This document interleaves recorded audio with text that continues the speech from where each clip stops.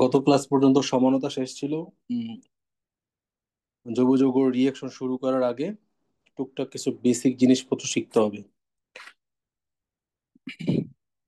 প্রথমত, যে জৈব যৌগতে তুমি কি কি ধরনের বিক্রিয়া পাবা, বিক্রিয়ার টাইপ। বিক্রিয়ার টাইপ কি কি আছে? তুমি পাবা হইলো সংযোজন বিক্রিয়া, পাবা অপসারণ, পাবা প্রতিস্থাপন, এবং আরেকটা হইলো ঘনীভবন। সংযোজন বলতে বোঝায় পাশাপাশি দুই কার্বনে দুইজন প্রবেশ করবে। পাশাপাশি দুই কার্বনে দুইটি পরমাণু, পাশাপাশি দুই কার্বনে দুইটি পরমাণু প্রবেশ করবে। অপসারণ বলতে বোঝায় পাশাপাশি দুই কার্বন থেকে দুইটি পরমাণু চলে যাবে। প্রতিস্থাপন বলতে বোঝায় একটি পরমাণু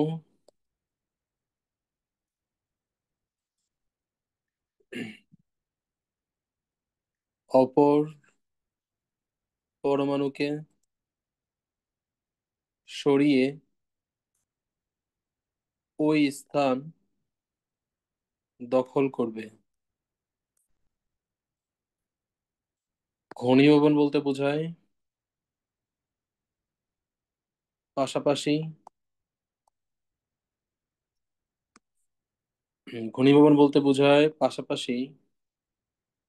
পাশাপাশি দুইটি যৌগ থেকে এক অণু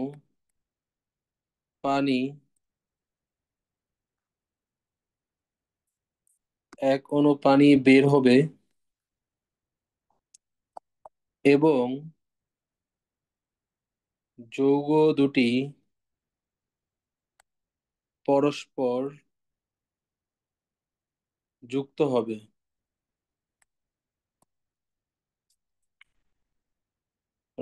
বিক্রিয়ার টাইপ জৈব যৌগে এই চার ধরনের বিক্রিয়ার প্রধানত পাবা: সংযোজন, পাশাপাশি দুই কার্বনে দুইজন প্রবেশ করবে; অপসারণ, পাশাপাশি দুই কার্বন থেকে দুইজন চলে যাবে; প্রতিস্থাপন, একজন আসবে অন্যজনকে সরিয়ে ওই স্থান দখল করবে; আর ঘনীভবন, পাশাপাশি দুইটা যৌগ থেকে এক অণু পানি বের হবে এবং যৌগ দুইটা পরস্পর যুক্ত হবে। এছাড়াও তুমি আরো কয়েক ধরনের বিক্রিয়া পাবা, যেমন পলিমারকরণ। পলিমারকরণ এটা আলাদা টপিকে আছে, সামনে সব চ্যাপ্টারের শেষের দিকে পলিমারকরণ বিক্রিয়া আছে। আচ্ছা, তাহলে বেসিকের মধ্যে প্রথমত বিক্রিয়ার টাইপ দেখলাম। এখন আসলে যে একটা বিক্রিয়া যখন হবে, তো বিক্রিয়া হওয়ার জন্য তো লাগবে হলো বিক্রিয়ক। বিক্রিয়া হওয়ার জন্য একটা বিক্রিয়ক থাকবে, আর এই বিক্রিয়কের সাথে আরেকটা বিক্রিয়ক আসবে, যার নাম দিলাম আক্রমণকারী বিকারক। তাহলে একটা বিক্রিয়ক থাকবে, এর সাথে একটা আরেকটা বিক্রিয়ক আসবে, বা যার নাম দিলাম আক্রমণকারী বিকারক। তারা পরস্পর বিক্রিয়া করবে এবং বিক্রিয়া করে তৈরি করবে উৎপাদ। তাহলে এই যে বিক্রিয়ক, এই বিক্রিয়ককে ভাঙতে হবে। তো এই বিক্রিয়কের ভাঙন, এই বিক্রিয়কের ভাঙন হয় আবার দুই ধরনের। বিক্রিয়কের ভাঙন, জৈব যৌগতে সব তো কার্বন আর কি, সব তো কার্বন। জৈব যৌগ মানে শুধু কার্বন শিকল, মানে কার্বন। তো বিক্রিয়কের ভাঙন মানে হলো কার্বনের ভাঙন। তো বিক্রিয়কের ভাঙন দুই ধরনের, একটা হলো সুষম আর আরেকটা হলো বিষম। সুষম হইলো ধরো দুইটাই আছে কার্বন, বিষম হইলো, বিষম আবার দুই ধরনের।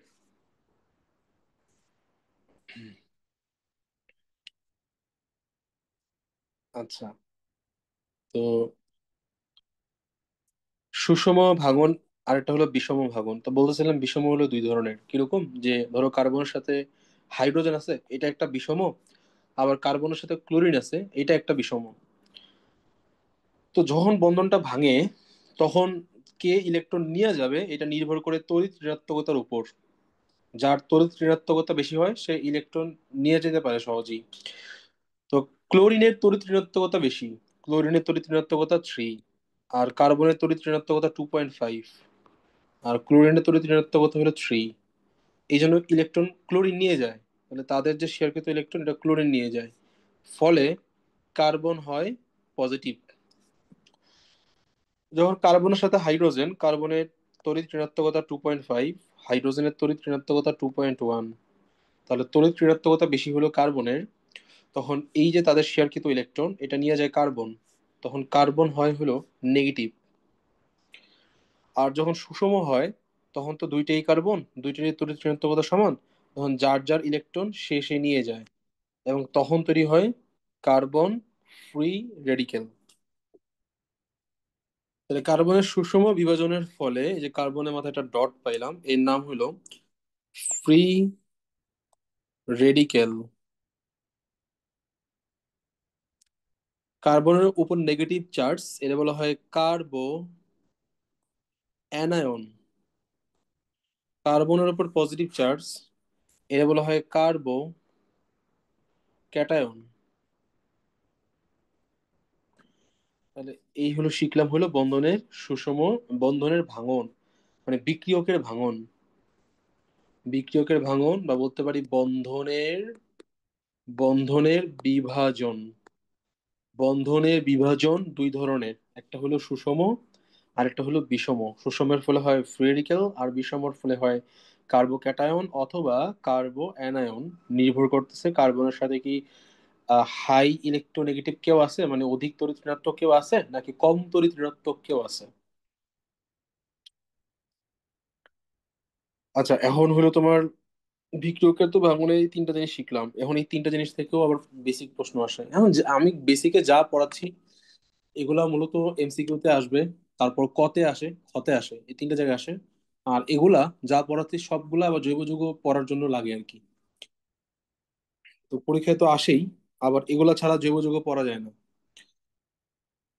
আরেকটা জিনিস শিখতে হবে কি, যে দুইটা এই ফ্রি রেডিকেলের ক্রম শিখতে হবে।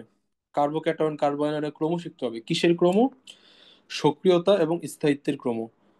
তাহলে সক্রিয়তা, সক্রিয়তা ও স্থায়িত্বের ক্রম।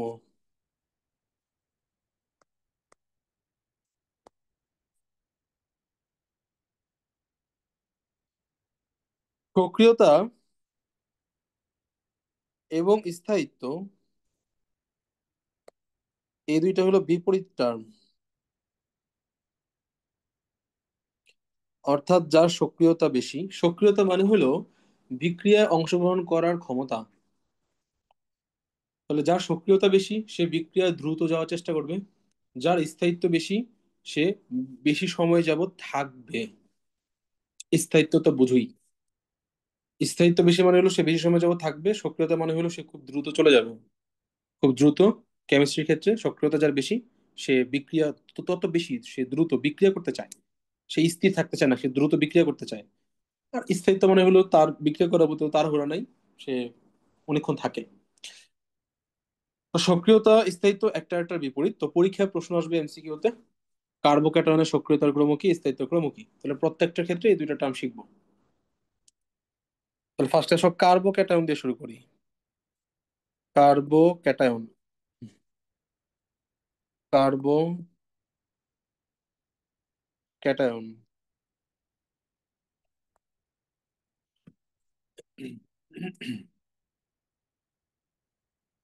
আচ্ছা, এগুলো শুরু করার আগে আবার একটা জিনিস তোমার শেখানো দরকার, আর একটা বেসিক জিনিস শেখানো দরকার। এটা হলো জৈব যৌগের ডিগ্রি, বা বলা যায় কার্যকরী, কার্যকরী মূলকের ডিগ্রি। কার্যকরী মূলকের ডিগ্রি বের করার জন্য সবসময় তুমি যৌগকে এই প্রশ্নটা করবা। প্রশ্নটা হলো, কার্যকরী মূলকটি যেই কার্বনে যুক্ত, ওই কার্বনটি ওই কার্বনটি ডিরেক্টলি আর কতটি কার্বনে যুক্ত, আর কতটি কার্বনে যুক্ত। তাহলে কার্যকরী মূলকের ডিগ্রি বের করার জন্য তুমি যৌগকে একটা প্রশ্ন করবা, যে কার্যকরী মূলকটা যেই কার্বনে যুক্ত, ওই কার্বনটা ডিরেক্টলি আর কয়টা কার্বনে যুক্ত। কয়েকটা উদাহরণ দেখি। ধরো, বললাম CH3, CH2, CH2, OH, CH3, CH3, OH, CH3, CH3, CH3, CH2, OH, CH। তাহলে প্রথমটার ক্ষেত্রে কার্যকরী মূলকটা হলো অ্যালকোহল।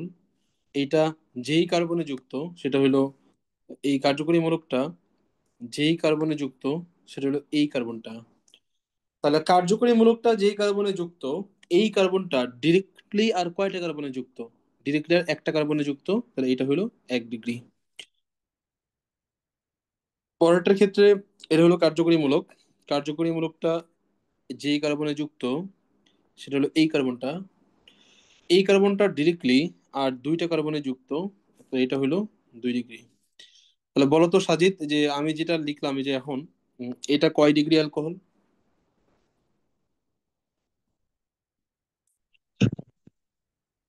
1 ডিগ্রি। 1 ডিগ্রি, হ্যাঁ, তাহলে তো ডিগ্রি বুঝছো তাহলে। এখানে কার্যকরী মূলকটা যেই কার্বনে যুক্ত, এই কার্বনটা হলো এইটা, এইটা ডিরেক্টলি আর একটা কার্বনে যুক্ত, তাহলে এটা হলো 1 ডিগ্রি।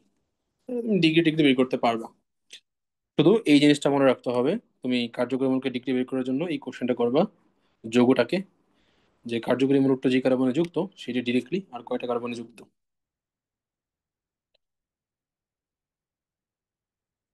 আচ্ছা, এবার তাহলে ওই যে যেটা ছিল মূলত যে সক্রিয়তা এবং স্থায়িত্বের ক্রম, ওইখানে যাই, যে কার্বোক্যাটায়নের সক্রিয়তার ক্রম, স্থায়িত্বের ক্রম, এরকম ভাবে তিনটা শেষ করলে এতটুকু শেষ। তাহলে ফার্স্ট আসো কার্বোক্যাটায়ন। কার্বোক্যাটায়ন,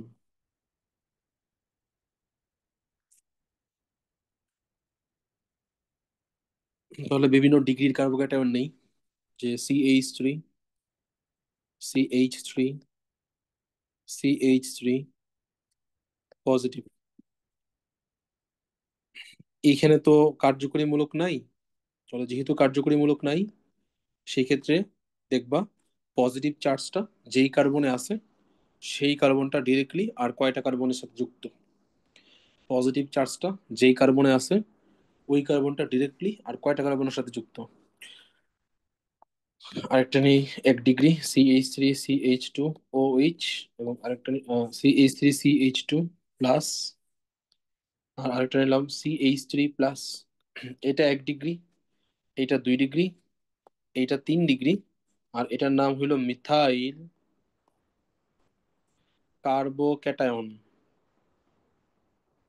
কার্যকরী পজিটিভ চার্জটা যেই কার্বনে যুক্ত ওই কার্বনটা ডিরেক্টলি কোনো কার্বনের সাথে যুক্ত না। সো অনেকে এই কারণে এটা 0 ডিগ্রি বলে, কিন্তু 0 ডিগ্রি বলতে কিছু নাই, এটা বলা হয় মিথাইল কার্বোক্যাটায়ন। এই 3 ডিগ্রি, 2 ডিগ্রি, 1 ডিগ্রি এবং মিথাইল কার্বোক্যাটায়ন, এদের সক্রিয়তার ক্রম, স্থায়িত্বের ক্রম দেখবো। তাহলে ফার্স্টে দেখি হলো তোমার সক্রিয়তার ক্রম। সক্রিয়তার ক্রম,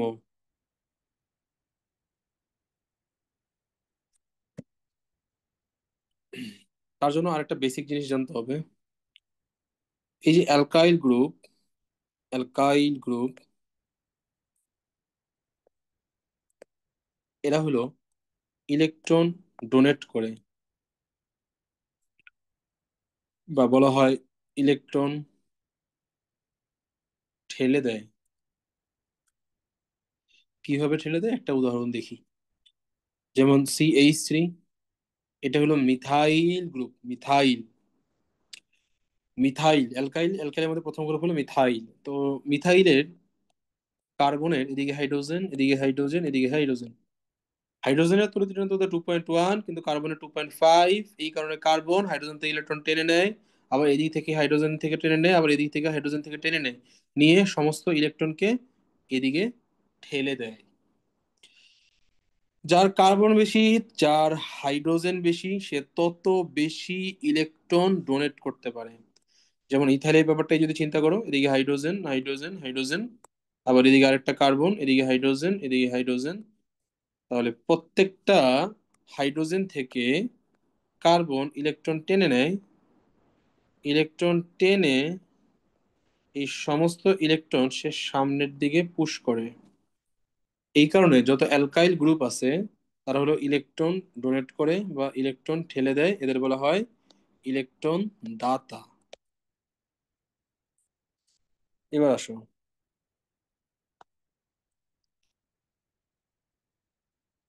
তো এই যে মিথাইল গ্রুপ, এখানে আহ, মিথাইল গ্রুপ আছে।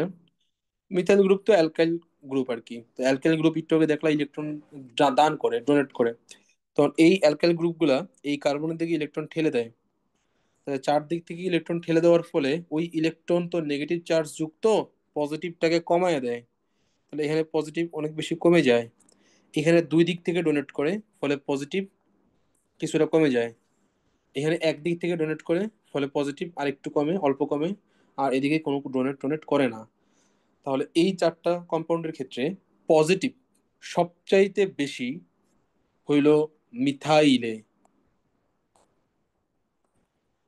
আর পজিটিভ সবচাইতে কম, পজিটিভ সবচেয়ে কম হলো 3 ডিগ্রিতে। তো সক্রিয়তা বলতে তো বোঝায় সে কারোর সাথে বিক্রিয়া করা। তো সে তো পজিটিভ, কার্বোক্যাটায়ন তো পজিটিভ। সে কার সাথে বিক্রিয়া করবে? সে অবশ্যই একটা নেগেটিভ কারোর সাথে বিক্রিয়া করবে। তাহলে এই নেগেটিভের সাথে সবার আগে বিক্রিয়া করতে যাবে কে? যার পজিটিভ বেশি। কার পজিটিভ বেশি? মিথাইলের পজিটিভ বেশি। এই কারণে মিথাইল দ্রুত বিক্রিয়া করতে যাবে। ফলে মিথাইলের সক্রিয়তা হবে সবচেয়ে বেশি। তার চেয়ে একটু কম হবে 1 ডিগ্রির, তার চেয়ে একটু কম 2 ডিগ্রির, এবং সবচেয়ে কম হইল 3 ডিগ্রির। আর স্থায়িত্ব হইল সক্রিয়তার ঠিক উল্টো। তাহলে স্থায়িত্বের ক্রম হবে, স্থায়িত্বের ক্রম, তাহলে কে বেশিক্ষণ যাবত থাকবে?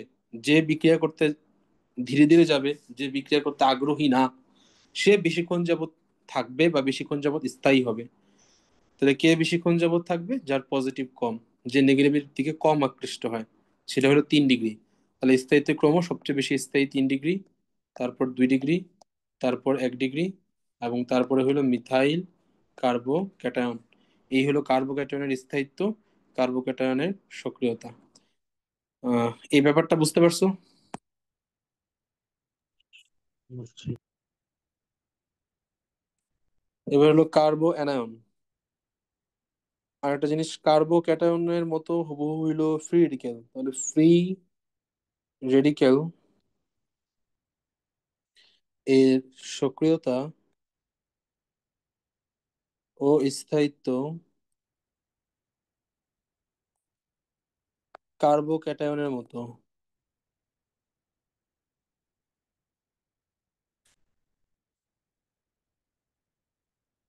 আচ্ছা, আরেকটা জিনিস জানা দরকার, যে কার্বন আর হলো কার্বন ফ্রি রেডিকেলের মধ্যে পার্থক্য, যে এটা একটা কার্বন আর এটা একটা কার্বন ফ্রি রেডিকেল, এদের মধ্যে আসলে পার্থক্যটা কি?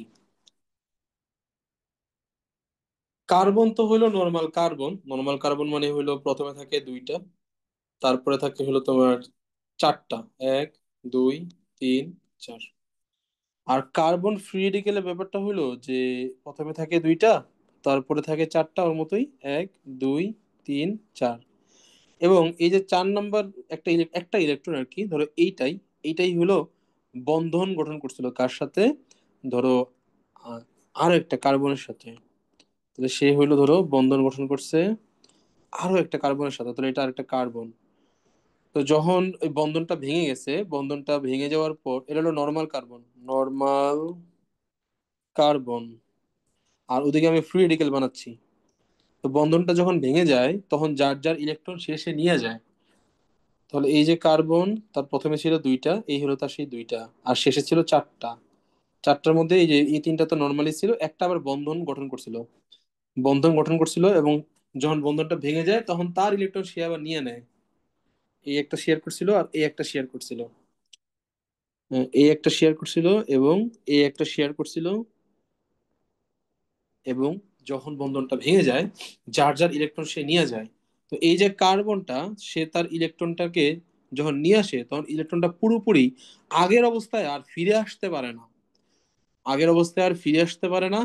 এই ইলেকট্রনটা কিছুটা দূরে অবস্থান করে। আমি যদি এভাবে বলি তাহলে এই এই ইলেকট্রনটা আর আগের শক্তি স্তরে ফিরে আসতে পারে না, সে কিছুটা দূরে অবস্থান করে। এই হলো কার্বন, নর্মাল কার্বন, আর এই হলো কার্বন ফ্রি রেডিক্যাল। তোমাদের বইয়ে জিনিসটাকে এভাবে দেখাইছে যে এই হলো পজিটিভ, তো কার্বন তো এরকম হইলো, কিন্তু ওই এটা তো আর ফিরে আসতে পারে না। তখন তারা যেটা করছে যে ওই ইলেকট্রনটা কিছুটা দূরে অবস্থান করে। এই হলো সেই কিছুটা দূর, এইখানে ইলেকট্রন অবস্থান করে আর কি। দেখতে অনেকটা এরকম হয়। মানে মেন কথা হলো ইলেকট্রনটা আগে যেরকম নর্মাল কার্বনে যেরকম আছে, যখন বন্ধনটা ভেঙে যায় ওই ইলেকট্রনটা আগের অবস্থায় ফিরে আসতে পারে না, কিছুটা দূরে অবস্থান করে। এটাই হলো কার্বন এবং কার্বন ফ্রি রেডিকেলের মধ্যে পার্থক্য। এই জন্য কিন্তু কার্বন ফ্রি রেডিকেল এটা অনেকটা ধাতুর মতো, ধাতুতে যেমন শেষে একটা ইলেকট্রন থাকে, অনেকটা এরকম ধাতুর মতো হয়, এই জন্য এরা অনেক বেশি সক্রিয় হয়, খুব দ্রুত বিক্রিয়া টিক্রিয়া করে আর কি। তো যাই হোক, এই কার্বোক্যাটায়নের যেমন স্থায়িত্ব সক্রিয়তা যা, ফ্রি রেডিকেলের স্থায়িত্ব এবং সক্রিয়তাও তা। এটা হলো হুবহু কার্বো ক্যাটায়নের মতো। লাস্ট একটা আছে কার্বো অ্যানায়ন। কার্বো অ্যানায়ন,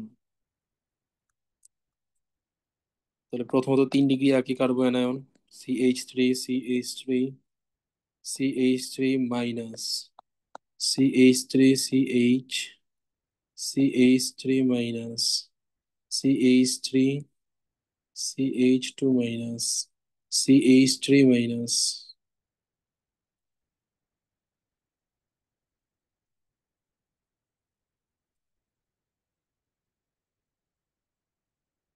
তাহলে আঁকলাম 3 ডিগ্রি, আঁকলাম 2 ডিগ্রি, 1 ডিগ্রি কার্বো অ্যানায়ন, এবং লাস্টেরটা হইলো মিথাইল কার্বো অ্যানায়ন। তাহলে দেখি যে কার স্থায়িত্ব বেশি হয়, কার সক্রিয়তা বেশি হয়। প্রথমে সক্রিয়তার ক্রম, সক্রিয়তার ক্রম, 3 degree, 2 degree, 1 degree, methyl কার্বো anion. তো অ্যালকাইল গ্রুপ জানো যে ইলেকট্রন দাতা, তারা ইলেকট্রন ডোনেট করে, এদিকে 3 দিক থেকে অ্যালকাইল গ্রুপ ইলেকট্রন ডোনেট করতেছে। ইলেকট্রন নিজেও আবার নেগেটিভ চার্জ, আবার ওদিকে যৌগটাও একটা নেগেটিভ চার্জ। অলরেডি তার যে নেগেটিভ আছে, ইলেকট্রন দেওয়ার ফলে সেই নেগেটিভ আরো বেড়ে গেল। এদিকে নেগেটিভ আগের চাইতে কিছুটা কম বাড়লো, এদিকে আগের চাইতে আরেকটু কিছুটা কম বাড়লো, আর এদিকে আগের মতোই আছে। তবে সে যখন বিক্রিয়া করবে সে তো নেগেটিভ, সে বিক্রিয়া করবে অবশ্যই কোনো একটা পজিটিভ কারোর সাথে। তো এই পজিটিভ কারোর সাথে সবার আগে বিক্রিয়া করবে কে, যার নেগেটিভ বেশি। নেগেটিভ কার বেশি? 3 ডিগ্রি নেগেটিভ সবচেয়ে বেশি। তাহলে এই 3 ডিগ্রি সবার আগে এ প্লাসের সাথে, একটা পজিটিভ কারোর সাথে সে দ্রুত বিক্রিয়া করবে, ফলে তার সক্রিয়তা বেশি হবে। তার চেয়ে একটু কম সক্রিয়তা হবে হলো 2 ডিগ্রির, তার চেয়ে একটু কম সক্রিয় হবে 1 ডিগ্রি, আর সবচেয়ে কম সক্রিয় হবে মিথাইল কার্বো অ্যানায়ন। এবার আসলে স্থায়িত্বের ক্রম, স্থায়িত্বের ক্রম সবচেয়ে বেশি স্থায়ী হবে যার সক্রিয়তা সবচেয়ে কম। যেমন মিথাইল কার্বোনায়নের মধ্যে নেগেটিভ সবচেয়ে কম, এই জন্য সে বিক্রিয়াতে অত আগ্রহী না, সে অনেকক্ষণ যাবত এখানে অবস্থান করে, কাজেই তার স্থায়িত্ব বেশি। তাহলে স্থায়িত্ব ক্রম হইলো মিথাইলের সবচাইতে বেশি, তার চেয়ে একটু কম হইলো 1 ডিগ্রি, তার চেয়ে একটু কম হইলো 2 ডিগ্রি, এবং সবচেয়ে কম হইলো 3 ডিগ্রি। যার স্থায়িত্ব কম তার সক্রিয়তা বেশি। তাহলে এই যে ছিলাম ছিলাম কোথায় ছিলাম, মূলত একটা জিনিস বলছিলাম যে জৈব যৌগের যত বিক্রিয়া হয়, সকল বিক্রিয়া হয় হলো এইভাবে, যে একটা বিক্রিয়ক থাকে, তার সাথে আক্রমণকারী বিকারক আসে এবং উৎপাদ তৈরি হয়। এই বিক্রিয়ক হলো ভাঙে। তো এই বিক্রিয়কের ভাঙনটা আবার দুই ধরনের হয়। বিক্রিয়কের মধ্যে থাকেই তো কার্বন, জৈব যৌগের মধ্যে। তো সেই কার্বনের ভাঙন দুই ধরনের, একটা হলো সুষম আর একটা হলো বিষম। সুষম মানে কার্বনের সাথে কার্বন আছে, বিষম মানে কার্বনের সাথে আহ, কার্বন ব্যতীত অন্য কোনো মৌল আছে। সেই মৌলটা হইতে পারে তড়িৎ ঋণাত্মক, অধিক তড়িৎ ঋণাত্মক, হইতে পারে কম তড়িৎ ঋণাত্মক। অধিক তড়িৎ ঋণাত্মক হলে কার্বো ক্যাটায়ন, কম তড়িৎ ঋণাত্মক হলে কার্বো অ্যানায়ন, আর কার্বন কার্বন হলে ফ্রি রেডিকেল। স্থায়িত্ব এবং সক্রিয়তার ক্রম দেখছিলাম কার্বো ক্যাটায়নের, কার্বো অ্যানায়নের এবং ফ্রি রেডিকেলের, কোনটা বেশি স্থায়ী, কোনটা বেশি সক্রিয়। তো এখন এই যে এখানে বন্ধনে ভাঙন নিয়ে যাবতীয় সবকিছু পড়লাম, এখন পড়বো আক্রমণকারী বিকারক নিয়ে। এই যে আক্রমণকারী বিকারক, এই আক্রমণকারী বিকারক নিয়ে এখন দেখব।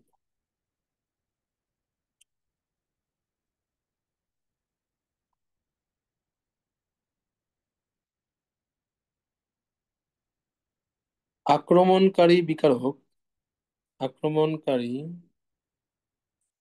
বিকারক এটা আবার দুই ধরনের। একটা নাম হলো ইলেকট্রোফাইল, ইলেকট্রোফাইল, আর একটা হলো নিউক্লিওফাইল।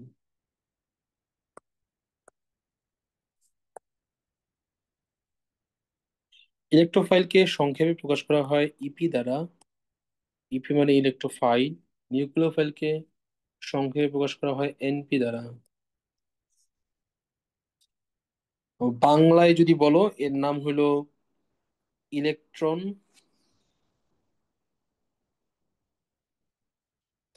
এর নাম হলো ইলেকট্রন আকর্ষী বিকারক। বাংলায় বললে ইলেকট্রন ইলেকট্রনাকর্ষী। আর নিউক্লিওফাইলে বাংলা হইলো কেন্দ্রাকর্ষী। কেন্দ্রাকর্ষী। Electrophile ইলেকট্রনাকর্ষী, nucleophile কেন্দ্রাকর্ষী। মানে ওই ইলেকট্রোফাইল তো বুঝতে, আচ্ছা এখন জিনিসটা যদি আমি আরো ভাঙায় বলি তাহলে বুঝতে পারবো। ফাইল কথাটা মানে, ফাইল যত জায়গায় দেখবো কেমিস্ট্রি বায়োলজি যত জায়গায় তুমি ফাইল কথাটা দেখবে, এই ফাইল মানে হলো ভালোবাসা, মানে হলো লাভ আর কি। তো ইলেকট্রোফাইল, ইলেকট্রো ইলেকট্রোফাইল, ফাইল মানে হলো ভালোবাসা, ইলেকট্রো মানে হলো ইলেকট্রন। তাহলে ইলেকট্রোফাইল হইলো ইলেকট্রনকে যে ভালোবাসে। তাহলে ইলেকট্রোফাইল বলতে বোঝায় ইলেকট্রনকে যে ভালোবাসে, সে হলো ইলেকট্রোফাইল। এখন ইলেকট্রনকে কে ভালোবাসে? ইলেকট্রনকে কে ভালোবাসে? ইলেকট্রন, সে হলো নেগেটিভ চার্জ।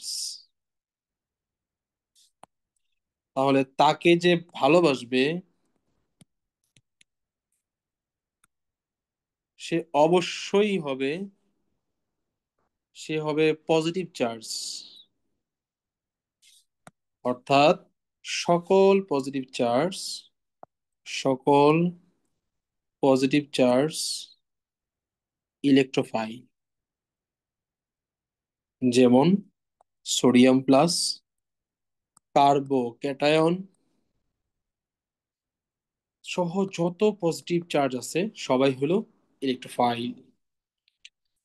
তাহলে দেখলাম ফাইল কথাটার মানে হলো ভালোবাসা, ইলেকট্রন মানে হলো ইলেকট্রন। তাহলে ইলেকট্রোফাইল যে ইলেকট্রনকে ভালোবাসে। ইলেকট্রনকে কে ভালোবাসে? ইলেকট্রন নিজে নেগেটিভ চার্জ। তাহলে ইলেকট্রনকে যে ভালোবাসবে সে হবে পজিটিভ চার্জ। অর্থাৎ সকল পজিটিভ চার্জ হইল ইলেকট্রোফাইল।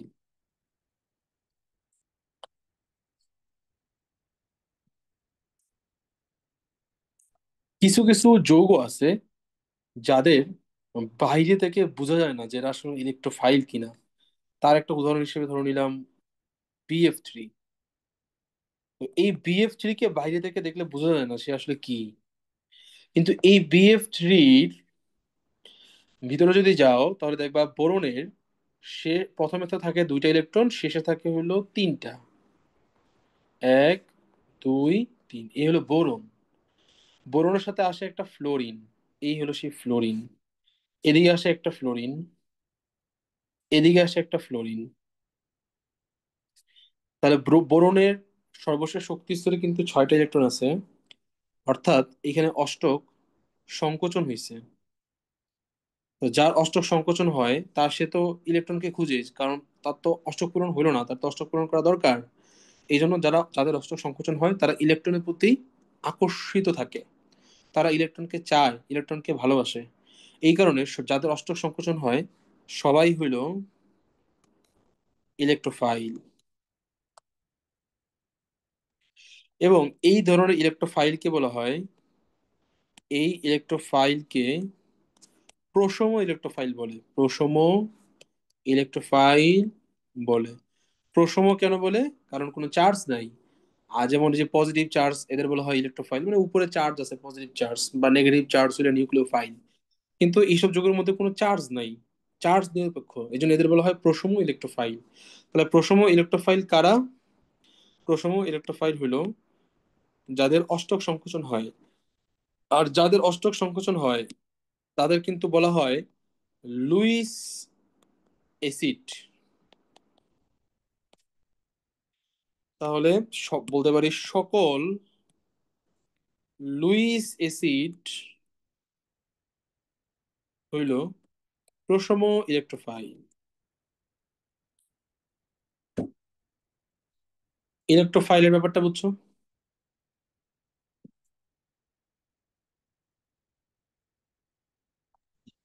বুঝছি।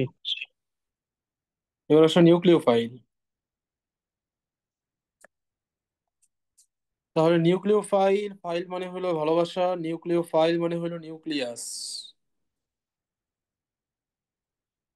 তো নিউক্লিয়াসের প্রতি যার ভালোবাসা তারা বলা হয় নিউক্লিওফাইল। তো এখন এই নিউক্লিয়াস সে নিজেই কিন্তু পজিটিভ চার্জ যুক্ত। তাহলে নিউক্লিয়াসকে যে ভালোবাসে সে অবশ্যই সে অবশ্যই নেগেটিভ চার্জ যুক্ত। তাহলে সকল নেগেটিভ চার্জ নিউক্লিওফাইল, যেমন Cl-, CH3-, ইটিসি। কিছু কিছু যৌগ আছে যাদের দেখে বাইরে থেকে বোঝা যায় না যে এরা আসলে নিউক্লিয়াসকে ভালোবাসে কিনা। যেমন আহ NH3, অ্যামোনিয়া। অ্যামোনিয়ার একটা লোন পেয়ার থাকে। এই লোন পেয়ার দিয়ে কিন্তু সে একটা H+ কে গ্রহণ করে সে কিন্তু তৈরি করে NH4+। এই যে H+, এই H+ কিন্তু একটা নিউক্লিয়াস। কারণ হাইড্রোজেন দেখতে কেমন হয়? এই হলো হাইড্রোজেন, একটা ইলেকট্রন থাকে। তাহলে H+ দেখতে কেমন হয়? এই যে এইটা হলো H+, একটা নিউক্লিয়াস, হাইড্রোজেন নিউক্লিয়াস। তাহলে এই অ্যামোনিয়া তার লোন পেয়ারের সাহায্যে নিউক্লিয়াসকে সে একসেপ্ট করে এবং উৎপন্ন করে NH4+। অর্থাৎ অ্যামোনিয়া নিউক্লিয়াসকে ভালোবাসে। এই জন্য অ্যামোনিয়াও হইল নিউক্লিওফাইল, কিন্তু তার উপরে কোনো চার্জ নাই, এই জন্য এটা বলা হয় প্রশম নিউক্লিওফাইল। আবার এই জিনিসটা পরিবেশ রসায়নে পড়ছো যে যাদের লোন পেয়ার থাকে তাদের বলা হয় লুইস ক্ষার। তাহলে বলা যায় সকল লুইস ক্ষার, সকল লুইস ক্ষার হইল প্রশম নিউক্লিওফাইল। এই যে ইলেকট্রোফাইল নিউক্লিওফাইল যা পড়াইলাম এগুলো খুবই ইম্পর্টেন্ট পরীক্ষায়। সব সময়, সব সময় এখান থেকে একটা এমসিকিউ থাকেই। ইলেকট্রোফাইল এবং নিউক্লিওফাইল যা পড়েছে এগুলো, এর মধ্যে এর বাইরে কিচ্ছু নেই। আচ্ছা, এরপরে আসো হলো তোমার বেসিক টেসে সব শেষ, সব শেষ, হুম, সব শেষ। এবার যোগাযোগ শুরু করব। তো শুরু করার আগে কয়েকটা লাইন লিখে রাখি, এগুলা যোগাযোগ পড়ার ক্ষেত্রে খুব কাজে দিবে। এর নাম হলো দ্য ম্যাজিক্যাল লাইন।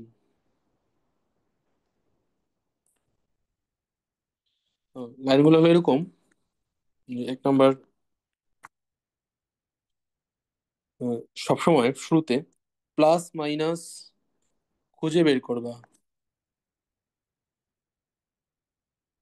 তাহলে প্লাস মাইনাস খুঁজে বের করবো। দুই নম্বর, প্লাস যাবে মাইনাসের কাছে, মাইনাস যাবে প্লাসের কাছে।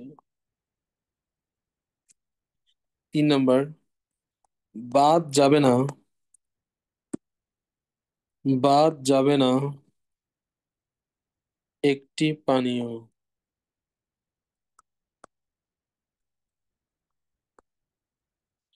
চার নম্বর, সোডিয়াম, পটাশিয়াম, হাইড্রোজেন, জিঙ্ক, হ্যালোজেনকে ভালোবাসে, হ্যালোজেনকে ভালোবাসে। পাঁচ নম্বর, বাক্সে ঢুকতে দালাল লাগে।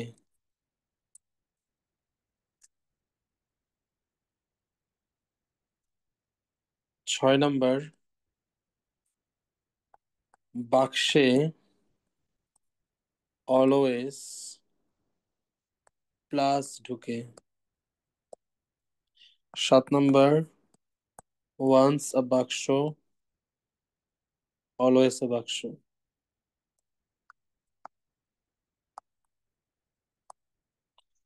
আট নম্বর,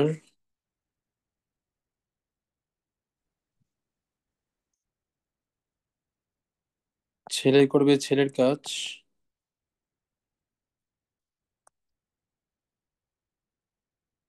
মেয়ে করবে মেয়ের কাজ।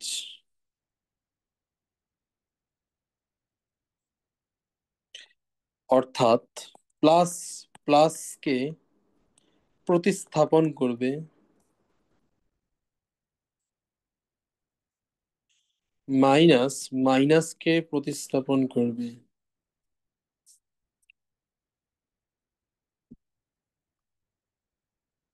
তাহলে প্লাস মাইনাস খুঁজে বের করব। প্লাস যাবে মাইনাসের কাছে, মাইনাস যাবে প্লাসের কাছে। আচ্ছা, আরেকটা জিনিস সেটা হলো খুব ইম্পর্টেন্ট সিরিয়াল গুলো তাহলে।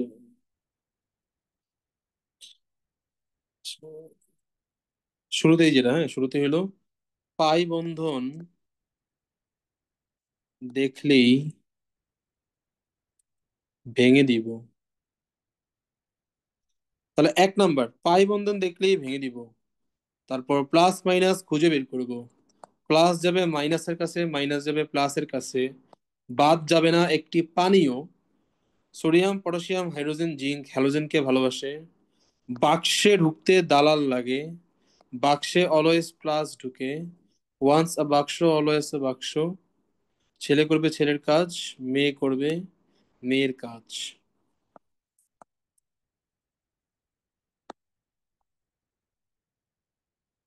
এই জিনিসগুলা, লাইনগুলা যদি জানা থাকে যোগাযোগের অনেক রিয়েকশন তুমি নিজে নিজেই পারবা। খুবই কাজে দেয়, খুবই কাজে দেয়। আমি যখন সৈকত ভাইয়ের কাছে পড়ছিলাম তখন ভাই লাইনগুলো দেখাইছিল। এবং সামনে যখন যোগাযোগ পড়াবো, এই বিকেলিকা পড়বা, এগুলা অনেক কাজে দিবে। তাহলে তুমি প্রথমত শুরু থেকে আসি, যে পাই বন্ধন দেখলেই তুমি ভেঙে দিবা, যত জায়গায় পাই বন্ধন দেখবা পাই বন্ধন ভেঙে দিবা। প্লাস মাইনাস খুঁজে বের করবা, দেখবা প্লাস মাইনাসের কাছে যাচ্ছে, মাইনাস প্লাসের কাছে যাচ্ছে। দেখবা যত জায়গায় পানি বের করার স্কোপ আছে সব জায়গাতে তুমি পানি বের করে দিচ্ছ। যত জায়গায় পানি বের করার অপশন আছে সব জায়গাতে পানি বের করে দিচ্ছ, মানে তোমার যদি পানি বের করার অপশন থাকে তুমি পানি বের করে দিবা। সোডিয়াম, পটাশিয়াম, হাইড্রোজেন, জিঙ্ক এরা হ্যালোজেনকে ভালোবাসে, অর্থাৎ সোডিয়াম, পটাশিয়াম, জিঙ্ক এরা হ্যালোজেন পাইলেই নিয়ে ভেগে চলে যাবে। বাক্সে ঢুকতে দালাল লাগে। দালাল মানে হইলো প্রভাবক, আর বাক্স মানে হইলো বেনজিন। অর্থাৎ বেনজিনের মধ্যে ঢুকতে হইলে অবশ্যই তোমার দাল প্রভাবক দিতে হবে। প্রভাবক ছাড়া কেউ বেনজিনে ঢুকতে পারবে না। বাক্সে অলওয়েজ প্লাস ঢুকে, অর্থাৎ বেনজিনে সবসময় পজিটিভ ঢুকবে, সবসময় পজিটিভ যাবে। ওয়ান্স এ বাক্স অলওয়েজ এ বাক্স, অর্থাৎ বেনজিনের যত বিক্রিয়া তুমি পড়বা কোথাও দেখবা না যে বেনজিন ভেঙে গেছে। বেনজিন যেমন আছে ওরকমই আছে বিক্রিয়া শেষে, বেনজিন ভাঙে না। একটা বিক্রিয়া শুধু, একটা দুইটা বিক্রিয়া এক্সেপশন আছে, আগে হয়তো পড়ছো, ওজোনালাইসিস, যেখানে বেনজিন ভেঙে যায়, বেনজিন রিং ভেঙে যায়, এরকম একটা বিক্রিয়া হলো ওজোনালাইসিস। আর বাকি 99.99% বিক্রিয়াতে বেনজিন যেমন ছিল তেমনই থাকে। ছেলে করবে ছেলের কাজ, মেয়ে করবে মেয়ের কাজ, খুবই ইম্পর্টেন্ট। প্লাস যে থাকবে সে প্লাসকে সরাবে, মানে প্রতিস্থাপন করবে, আর মাইনাস যে থাকবে সে মাইনাসকে প্রতিস্থাপন করবে। এবার যোগাযোগ শুরু করি। এই যে এখন থেকে হলো মেন পড়া শুরু। অ্যালকেন দিয়ে শুরু করবো। অ্যালকেন, অ্যালকেন, তারপর অ্যালকিন, তারপর অ্যালকাইন, অ্যালকোহল, দেন অ্যালডিহাইড। অ্যালডিহাইডের আগে এবার পড়তে হবে গ্লিসারিন, পড়তে হবে অ্যালকাইল হ্যালাইড, পড়তে হবে ক্লোরোফর্ম। এরপরে অ্যালডিহাইড শুরু হবে, এরপরে কিটোন, অ্যালডিহাইড কিটোন একসাথে, এরপর জৈব অ্যাসিড, তাদের সন্তান, দেন অ্যামিন। অ্যামিন পড়ানো শেষ হলে সমগোত্রীয় শ্রেণীগুলো শেষ, এরপর পলিমারকরণ বিক্রিয়া, তারপর জৈব যৌগ শেষ।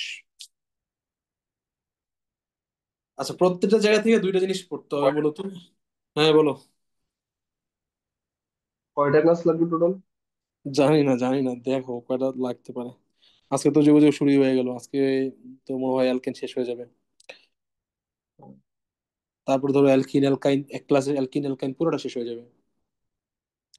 অ্যালকেন অ্যালকিন অ্যালকাইন তো শেষই, আর আছেই তো তখন অ্যালকোহল হয়ে যাবো ধরো। আহ আনুমানিক শেষ করতে ধরো আর 5টা 6টার মতো ক্লাস লাগবে পুরোটা শেষ করতে, 6টার মতো ক্লাস লাগবে। এরপর প্র্যাকটিস আছে, প্র্যাকটিসটা ইম্পর্টেন্ট হবে, প্র্যাকটিসটাই খুব ইম্পর্টেন্ট। তো প্রত্যেকটা সমগোত্রীয় শ্রেণী থেকে মূলত দুইটা জিনিস পড়বো, একটা হলো প্রস্তুতি আর আরেকটা হলো বিক্রিয়া, অর্থাৎ কিভাবে আমি যৌগটা তৈরি করব।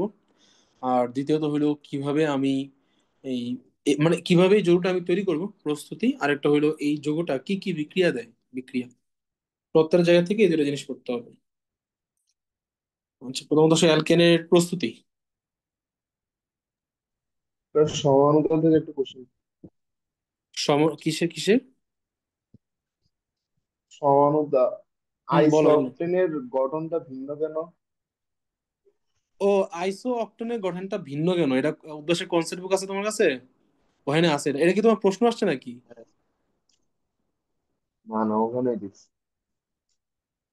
তুমি কি মানে উদ্দেশ্যের ওরা কনসেপ্ট বলছে বুকে এটা দেখছো? ব্যতিক্রম হ্যাঁ হ্যাঁ। কনসেপ্ট বুকে দেখছো এটা? কেন ব্যতিক্রম এটা জানি না। হ্যাঁ হ্যাঁ হ্যাঁ। ওটা ব্যতিক্রম, আইসো অক্টেনের ইয়েটা ব্যতিক্রম। আচ্ছা, ভালো জিনিস মনে করছো তো।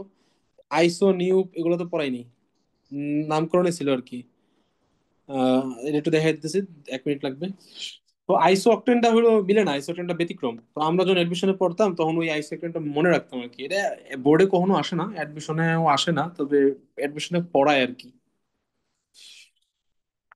আচ্ছা, তো ওই নেমিং এর মধ্যে, নেমিং তো একটা ইউপেক পদ্ধতিতে দেখলাম যেটা পরীক্ষা আসে, এছাড়াও নেমিং আরেকভাবে করা যায়। এটা হলো আইসো নিউ, এন আইসো নিউ। এন আইসো নিউটা কি? এটা উদাহরণ দিলেই বুঝবা। যে ধরো CH3, CH2, CH2, CH2, CH2OH, এটার নাম হইলো, এটা প্রথমত 5 কার্বন এবং এটা একটা অ্যালকোহল। এর নাম হলো, এর নাম হলো পেন্টানল। পেন্টানল। পাঁচ কার্বনের অ্যালকোহল নাম হলো পেন্টানল, এবং এটা কি সরল, সোজা, স্ট্রেইট, এর বলা হয় অ্যান পেন্টানল, মানে নর্মাল পেন্টানল। যদি এমন হয় যে কার্যকরী মূলকের বিপরীত পাশ থেকে 2 নম্বর কার্বনে একটা মিথাইল গ্রুপ আছে, CH2CH2OH, এই হলো কার্যকরী মূলক। এর অপোজিট থেকে 2 নম্বর কার্বনে একটা আছে মিথাইল। এর অপোজিট থেকে অপোজিট থেকে 2 নঙে অ্যালকাইল থাকলে অ্যালকাইল থাকলে এর বলা হয় আইসো। তাহলে এটা হলো আইসো পেন্টানল। আর যদি এমন হয় যে দুইটা অ্যালকাইল আছে, যেমন CH3, CH3, CH3, CH2, 1 2 3 4, CH2, 1 2 3 4 5 OH, এর নাম হলো নিউ পেন্টানল। এই হলো অ্যান, আইসো, আর হলো নিউ।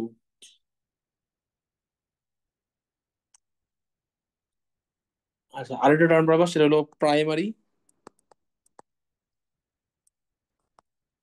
Secondary, tertiary. প্রাইমারি বলতে বোঝায় 1 ডিগ্রি, সেকেন্ডারি বলতে বোঝায় 2 ডিগ্রি, টারশিয়ারি বলতে বোঝায় 3 ডিগ্রি।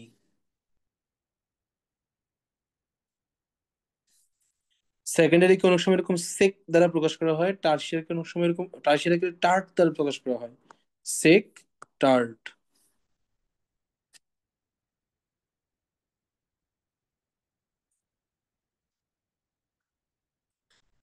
তাহলে 2 ধরনের নেমিং শিখলাম। একটা হলো মানে এগুলা প্রচলিত নেমিং আর কি, প্রচলিত আগে ভাবে করা হইতো অনেক আগে।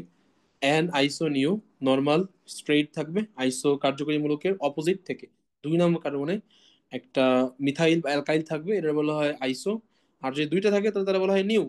প্রাইমারি মানে 1 ডিগ্রি, সেকেন্ডারি মানে 2 ডিগ্রি, টার্সিয়ারি মানে 3 ডিগ্রি। টার্সিয়ার সেকেন্ডারিকে সেক দ্বারা প্রকাশ করা হয়, টার্সিয়ারিকে টার্ট দ্বারা প্রকাশ করা হয়। তাহলে তোমার যদি বলে যে সেক সেক পেন্টানল, তাহলে তুমি একটা 3 ডিগ্রি পেন্টানল লাগবা। যদি বলে টার্ট পেন্টানল, তাহলে তুমি একটা 3 ডিগ্রি পেন্টানল লাগবা। তাহলে সেক পেন্টানল কিভাবে আঁকবা? CH3, তাহলে 2 ডিগ্রি আঁকতে হবে। তাহলে CH3,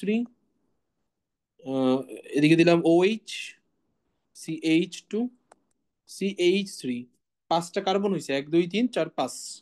এবং কার্যকরী মূলকটা যে কার্বনে যুক্ত, সেই কার্বনটা ডিরেক্টলি, ও না হয় নাই, এটা টার্সিয়ারি হয়ে গেছে। তাহলে এটা হলো টার্ট, এটা হয়ে গেছে টার্ট। কার্যকরী মূলকটা যে কার্বনে যুক্ত, সেই কার্বনটা ডিরেক্টলি আর 3টা কার্বনে যুক্ত, তাহলে এটা হয়ে গেছে টার্ট। তাহলে সেকেন্ডারি বানাবো আমি। সেকেন্ডারির জন্য CH3, CH2, CH2, CHOH, CH3। কার্যকরী মূলকটা যে কার্বনে যুক্ত, সেই কার্বনটা ডিরেক্টলি আর 2টা কার্বনে যুক্ত, তাহলে এটা হলো সেক পেন্টানল। টার্ট পেন্টানল, টার্ট পেন্টানল, আর নিচেরটা হলো সেক পেন্টানল। আচ্ছা, এবার আসো অ্যালকেন শুরু করি। অ্যালকেন থেকে প্রত্যেকটা থেকেই 2টা জিনিস পড়বো, প্রস্তুতি আর হলো বিক্রিয়া। তাহলে আসো অ্যালকেনের প্রস্তুতি। অ্যালকেনের প্রস্তুতির 1 নম্বর বিক্রিয়া হলো ডি কার্বক্সিলেশন। D carboxylation.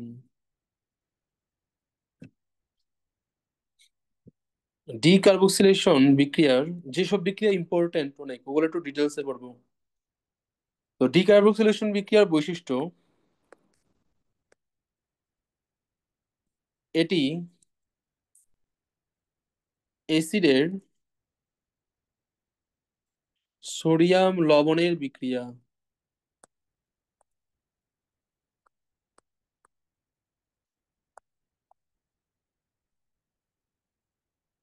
ধাতব সোডিয়ামের সাথে শুষ্ক ইথারের উপস্থিতিতে, শুষ্ক ইথারের উপস্থিতিতে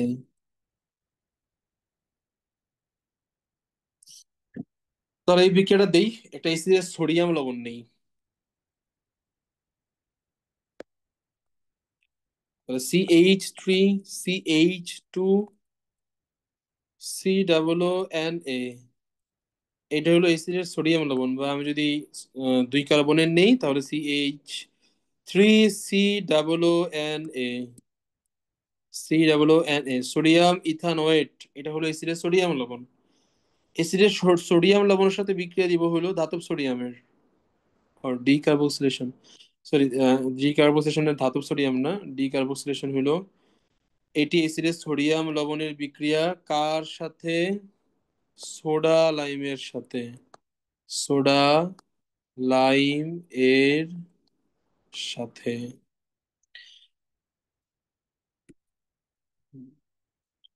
আচ্ছা, তো ডিকার্বক্সিলেশন বিক্রিয়া বৈশিষ্ট্য হলো এটি অ্যাসিডের সোডিয়াম লবণের বিক্রিয়া, কার সাথে বিক্রিয়াটা, সোডিয়াম সোডা লাইমের সাথে। সোডা লাইম জিনিসটা কি, sodium hydroxide plus calcium oxide, এবং এই বিক্রিয়ায় অলওয়েজ সোডিয়াম কার্বনেট তৈরি হয়।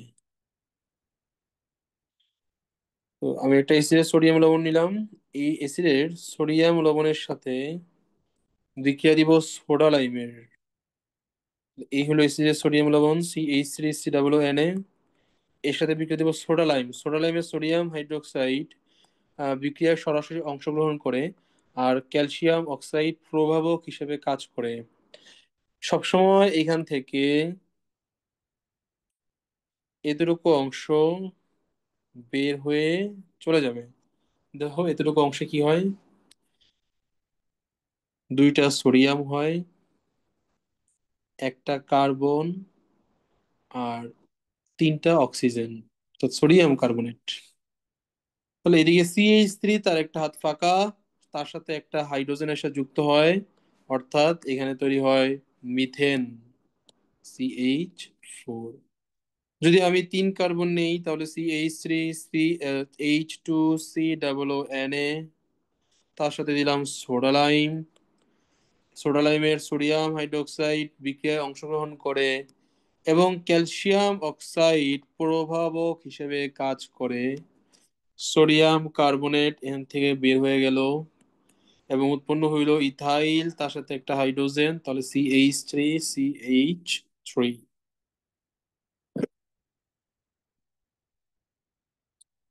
জেনারেল যদি লিখি তাহলে RCOO,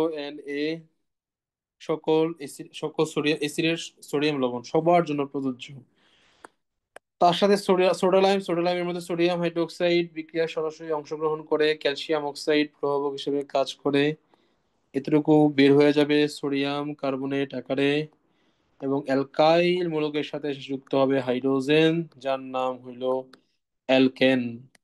এবং এই বিক্রিয়ার আরেকটা গুরুত্বপূর্ণ বৈশিষ্ট্য হলো এই বিক্রিয়ায় খেয়াল করে দেখো যে কার্বন সংখ্যা, এখানে ছিল কার্বন সংখ্যা হইল দুই কার্বন, কিন্তু অ্যালকেনটা তৈরি হয়েছে এক কার্বনের। এখানে কার্বন সংখ্যা ছিল তিন কার্বনের, কিন্তু অ্যালকেনটা তৈরি হয়েছে দুই কার্বনের, অর্থাৎ কার্বন সংখ্যা এক হ্রাস পায়, কার্বন সংখ্যা এক হ্রাস পায়। যে সকল বিক্রিয়ায় কার্বন সংখ্যা হ্রাস পায় তারা বলা হয় স্টেপ ডাউন রিঅ্যাকশন। জৈব যৌগের ক্ষেত্রে তোমার খুবই ইম্পর্টেন্ট হইলো স্টেপ আপ রিঅ্যাকশন এবং স্টেপ ডাউন রিঅ্যাকশন। তোমার পরীক্ষায় বলবে যে অমুক যৌগ থেকে তমুক যৌগ বানাও, তো তোমার যে যৌগ দিবে সেই যৌগের কার্বন সংখ্যা ধরো দুই, তোমার বললো অমুক যৌগ বানাও, ওই যৌগের কার্বন সংখ্যা তিন, তাহলে তোমার কার্বন সংখ্যা বাড়াইতে হবে। কার্বন সংখ্যা বাড়ানোর জন্য তোমার স্টেপ আপ রিঅ্যাকশন লাগবে। আবার ধরো তোমার যৌগটা দিছে কার্বন সংখ্যা চার, তোমার যে যৌগটা বানাইতে হবে সেই যৌগটা কার্বন সংখ্যা দুই, তাহলে তোমার কার্বন সংখ্যা কমাইতে হবে। কার্বন সংখ্যা কমানোর জন্য তোমার লাগবে স্টেপ ডাউন রিঅ্যাকশন। এই কারণে জৈব যৌগের মধ্যে স্টেপ আপ রিঅ্যাকশন এবং স্টেপ ডাউন রিঅ্যাকশন এগুলো সবচেয়ে ইম্পর্টেন্ট। চারটা রিয়েকশন আছে টোটাল বইয়ের মধ্যে, দুইটা স্টেপ আপ, দুইটা স্টেপ ডাউন। এর মধ্যে একটা হলো ডি কার্বক্সিলেশন, যে স্টেপ ডাউন। আর একটা সামনে পড়বা হফম্যান ডিগ্রেডেশন, এটা পড়বা হলো অ্যামিনে সবার লাস্টের দিকে। আচ্ছা, এই হলো ডি কার্বক্সিলেশন বিক্রিয়া শেষ। আচ্ছা, বেনজিনের জন্যও দেওয়া যায়। বেনজিনের জন্য যদি আমি বিক্রিয়াটা দেই, তাহলে এই আর এর স্থলে হবে হইলো এই যে বেনজিন রিং, আর C double O N A, তার সাথে দিলাম সোডা লাইম, যেখানে সোডিয়াম হাইড্রোক্সাইড বিক্রিয়ায় সরাসরি অংশগ্রহণ করে এবং ক্যালসিয়াম অক্সাইড প্রভাবক হিসেবে কাজ করে। এতটুকু সোডিয়াম কার্বনেট আকারে বের হয়ে যাবে এবং উৎপন্ন করবে বেনজিন। আর এদিকে আসবে সি, এতটুকু চলে গেল, তাহলে কার্বন বেনজিন ছিল আর তার সাথে সাথে যুক্ত হবে হলো হাইড্রোজেন, তাহলে তৈরি হবে বেনজিন। এটা হলো বেনজিনের আবার একটা প্রস্তুতি, এই বিক্রিয়া আবার বেনজিন প্রস্তুতির মধ্যেও পড়বা। একটা বিক্রিয়া শেষ, যোগাযোগের অ্যালকেনের প্রস্তুতি একটা শেষ, সেটা হলো ডি কার্বক্সিলেশন। এবার আসলে 2 নম্বর প্রস্তুতি। 2 নম্বর প্রস্তুতি হলো উডস বিক্রিয়া।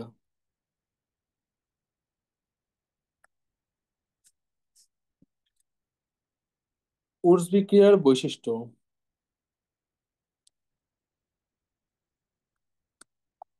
2 নম্বর বিক্রিয়ার নাম হলো উডস বিক্রিয়া। উডস বিক্রিয়া।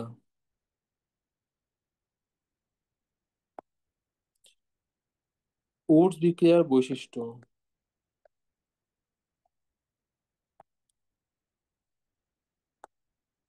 1 নম্বর, এটি 2 অণু আর এক্স এর বিক্রিয়া।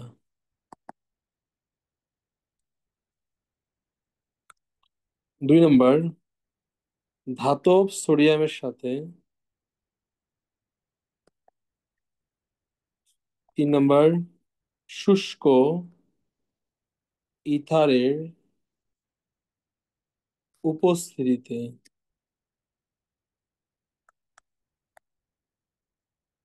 উডস বিক্রিয়া হলো 2 অণু আর এক্স এর বিক্রিয়া ধাতব সোডিয়ামের সাথে শুষ্ক ইথারের উপস্থিতিতে। তাহলে বিক্রিয়াটা যদি দেই, তাহলে 2 অণু আর এক্স নেওয়া লাগবে। আর এক্স জিনিসটা কি? আর এক্স হলো alkyl halide. Alkyl halide. Alkyl halide. X মানে হলো হ্যালোজেন, আর এক্স মানে হলো অ্যালকাইল হ্যালাইড। যেমন CH3Cl methyl chloride, CH3CH2Br ethyl bromide, methyl chloride, এটা হলো অ্যালকাইল হ্যালাইড। তাহলে উডস বিক্রিয়া দিব 2 অণু অ্যালকাইল হ্যালাইডের, ধরো দিলাম CH3Cl, 2 অণু অ্যালকাইল হ্যালাইডের সাথে ধাতব সোডিয়ামের বিক্রিয়া শুষ্ক ইথারের উপস্থিতিতে। শুষ্ক ইথার। তো ম্যাজিক্যাল লাইনের মধ্যে পড়ছো, সোডিয়াম পটাশিয়াম হাইড্রোজেন জিঙ্ক হ্যালোজেনকে ভালোবাসে। তাহলে এখানে আছে সোডিয়াম, সে এই হ্যালোজেনকে নিয়ে চলে যাবে, উৎপন্ন করবে সোডিয়াম ক্লোরাইড। 2 অণু অ্যালকাইল হ্যালাইডের সাথে 2 অণু সোডিয়াম দেওয়া লাগে, 2 অণু সোডিয়াম। 2 অণু অ্যালকাইল হ্যালাইড থেকে ক্লোরিনকে নিয়ে সোডিয়াম ক্লোরাইড তৈরি করবে 2 অণু। ক্লোরিন তো চলে গেল, তাহলে এদিকে একটা ক্লোরিন যেহেতু চলে গেছে, তাহলে এদিকে থাকে একটা CH3, এদিকে থাকে একটা CH3, তারা পরস্পর যুক্ত হবে এবং তারা পরস্পর যুক্ত হয়ে তৈরি করবে অ্যালকেন। তাহলে 2 অণু অ্যালকাইল হ্যালাইড মিথাইল ক্লোরাইডের সাথে দিলাম ধাতব সোডিয়াম, তো সোডিয়াম পটাশিয়াম হাইড্রোজেন জিঙ্ক হ্যালোজেনকে ভালোবাসে, সোডিয়াম হ্যালোজেনকে নিয়ে উৎপন্ন করলো সোডিয়াম ক্লোরাইড। দুইটা CH3 একা হয়ে গেছে, তারা পরস্পর যুক্ত হয়ে উৎপন্ন করলো ইথেন। যদি আমি নেই হলো ইথাইল ক্লোরাইড, CH3CH2Cl, 2 অণু নিলাম, তার সাথে 2 অণু সোডিয়াম, প্রয়োগ হলো শুষ্ক ইথার। সোডিয়াম সে ভালোবাসে ক্লোরিনকে, সে ক্লোরিনকে নিয়ে চলে যাবে, উৎপন্ন করবে 2 অণু সোডিয়াম ক্লোরাইড। এদিকে একটা ইথাইল মূলক, ওদিকে একটা ইথাইল মূলক, তারা পরস্পর যুক্ত হয়ে তৈরি করবে বিউটেন। তাহলে উডস বিক্রিয়া তুমি একটা জিনিস খেয়াল করছো, যে এদিকে কার্বন সংখ্যা ছিল 1 কার্বন, কিন্তু এখানে কার্বন সংখ্যা হয়েছে 2 কার্বন। এখানে কার্বন সংখ্যা ছিল 2 কার্বন, এখানে কার্বন হয়েছে 4 কার্বন। তাহলে এই বিক্রিয়া কার্বন সংখ্যা ডাবল হয়েছে। তাহলে কার্বন সংখ্যা দ্বিগুণ হয়। আর কার্বন সংখ্যা যে বিক্রিয়ায় বাড়ে তারা বলা হয় স্টেপ আপ রিয়াকশন। এটা হলো একটা স্টেপ আপ রিয়াকশন। এইগুলো অ্যালকেনের 2 নম্বর প্রস্তুতি। আচ্ছা, আরেকটা প্রশ্ন থাকতে পারে যে এখানে তো সবসময় জোড় সংখ্যক অ্যালকেন পাচ্ছি, জোড় সংখ্যক বলতে ইথেন পাচ্ছি, বিউটেন পাচ্ছি। তাহলে আমি কি প্রোপেন পাইতে পারি না? Propane, 3 carbon propane. প্রোপেন আমি কিভাবে নিব? দেখো এতক্ষণ যাবত যে আমি অ্যালকাইল হাইড নিছি, 2 অণু সেম নিছি। প্রথমটা 2 অণু সেম, পরেরটা 2 অণু সেম। আমি যদি 2 অণু ভিন্ন নেই, ধরো একটা নিলাম হলো CH3Cl, আর আরেকটা নিলাম CH3CH2Cl। যখন 2 অণু ভিন্ন নিব এবং তাদের মধ্যে দিব সোডিয়াম, সাথে প্রয়োগ হিসেবে দিব শুষ্ক ইথার। তো 2 অণু যখন ভিন্ন নিব তখন উৎপাদ হবে 3টা। কিভাবে হবে একটু খেয়াল করো। ধরো যখন তুমি বিক্রিয়া দিবা তখন তো তুমি কিছু অ্যামাউন্টের মিথাইল ক্লোরাইড নিবা, আবার কিছু অ্যামাউন্টের ইথাইল ক্লোরাইড নিবা। তুমি একটা পাত্রের মধ্যে ফেলবা, সোডিয়াম দিবা, ড্রাই দিবা, মিক্সার করবা, এখান থেকে অ্যালকেন তৈরি হবে। এখন তুমি অল্প একটু পরিমাণ মিথাইল ক্লোরাইড যে নিছো, সেখানে মধ্যে লক্ষ লক্ষ না, কোটি কোটি, আরো বেশি, কোটি কোটি কোটি অণু আছে। কোন অণু? মিথাইল ক্লোরাইড অণু। তুমি যে ইথাইল ক্লোরাইড যোগ করছো সেখানে কোটি কোটি ইথাইল ক্লোরাইড আছে। সোডিয়াম যোগ করছো সেখানে কোটি কোটি সোডিয়াম পরমাণু আছে।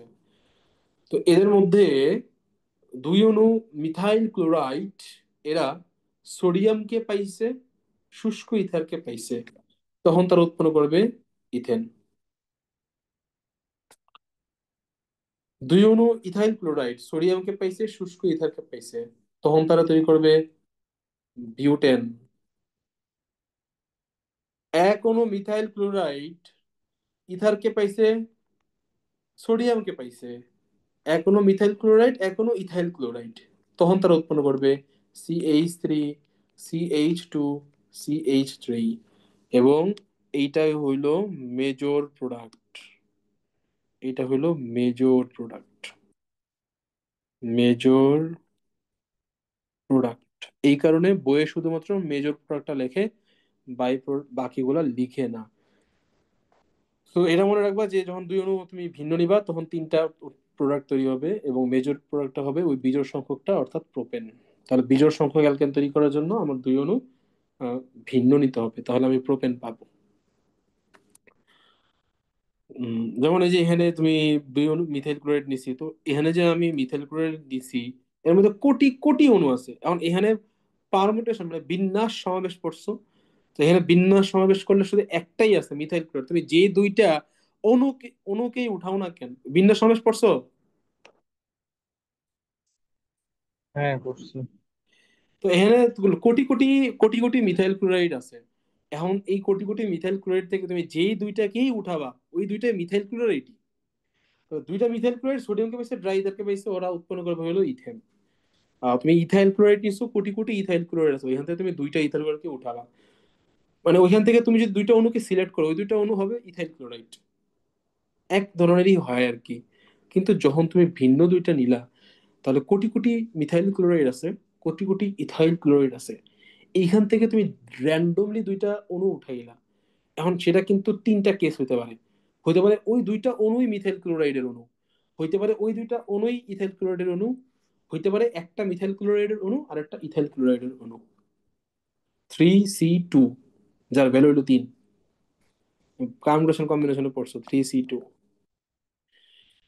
তাহলে এখানে তিন তিন ধরনের হয়। তো যখন মিথাইল ক্লোরাইড দুইটা উঠছে, যখন দুইটা মিথাইল ক্লোরাইড সোডিয়ামকে ড্রাইথারকে পাইছে, তারা তৈরি করছে ইথেন।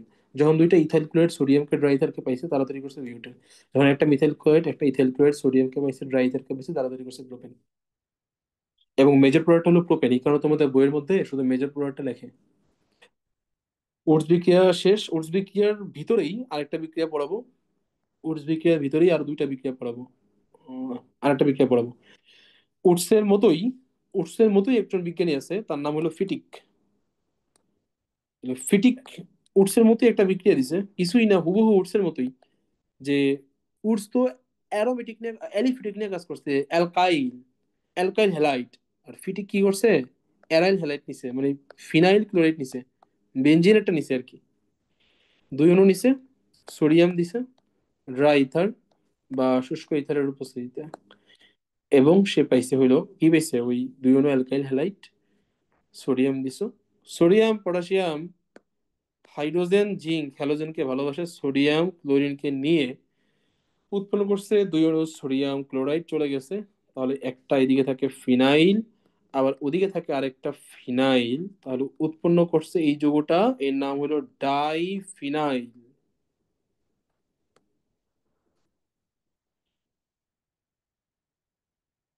আচ্ছা, এই গেল ফিটিক। উডস বিক্রিয়া পড়লাম, ফিটিক বিক্রিয়া পড়লাম, এইবার এটা খুব ইম্পর্টেন্ট বিক্রিয়া, এটা নাম হলো উডস ফিটিক। এবার বিজ্ঞানী উডস এবং বিজ্ঞানী ফিটিক একসাথে যেটা দিছে এটার নাম হলো উডস ফিটিক।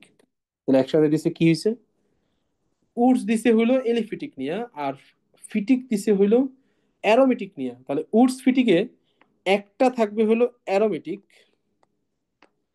আর একটা থাকবে হলো এলিফেটিক। এইটাই হলো উডস ফিটিক বিক্রিয়া। সোডিয়াম শুষ্ক ইথারের উপস্থিতিতে, তুমি জানো এখানে তিনটা প্রোডাক্ট হইতে পারে, যে দুই অণু মিথাইল ক্লোরাইড যদি হয়, সোডিয়ামকে ড্রাই ইথারকে পায়, সেই তৈরি করবে ইথেন।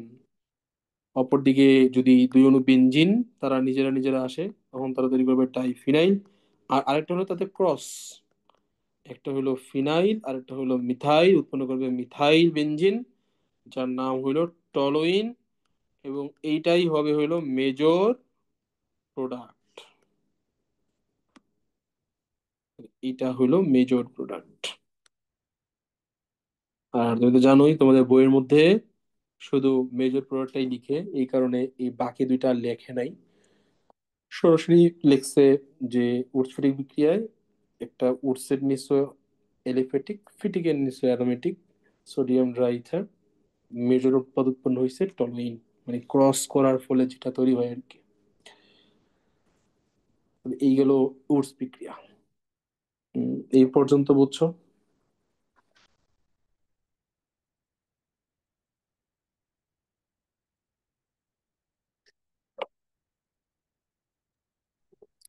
বুঝছি। এবার হলো দুইটা শেষ করলাম, এবার 3 নম্বর প্রস্তুতি। 3 নম্বর প্রস্তুতির নাম হলো হাইড্রোজিনেশন। হাইড্রোজিনেশন,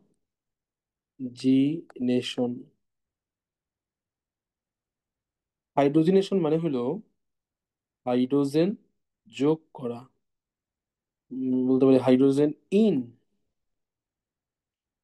হাইড্রোজেন প্রবেশ করাবো। যেমন ধরো CH3, CH2 double bond CH2, এর মধ্যে হাইড্রোজেন এড করলাম। এবং এই বিক্রিয়ার প্রভাবক হিসেবে লাগে নিকেল 180 থেকে 200 ডিগ্রি সেলসিয়াস টেম্পারেচার। এবং উৎপন্ন হয় কি, যে পাই বন্ধন দেখলেই ভেঙে দিব, পাই বন্ধন আছে, পাই বন্ধনকে ভেঙে দিলাম।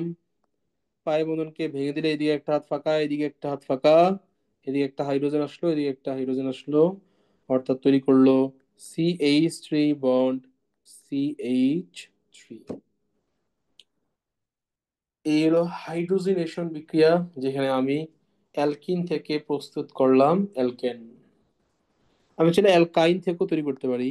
যদি অ্যালকাইন নেই, এই অ্যালকাইনের মধ্যে যদি হাইড্রোজেন যোগ করি, নিকেল 180 থেকে 200 ডিগ্রি সেলসিয়াস, তাহলে তৈরি হবে H2C ডাবল বন্ড CH2। এর মধ্যে যদি আবার পুনরায় হাইড্রোজেন যোগ করি, নিকেল 180 থেকে 200 ডিগ্রি সেলসিয়াস, তাহলে তৈরি হবে H2C। তাহলে তৈরি হবে CH3 বন্ড CH3। যদি, আচ্ছা তাহলে সামরিক দাঁড়াইলো যে তুমি যদি ইথাইনের মধ্যে হাইড্রোজেন যোগ করো, তাহলে নিকেল 180 থেকে 200 ডিগ্রি সেলসিয়াস টেম্পারেচার, তুমি ফাইনালি পাওয়া হলো ইথেন।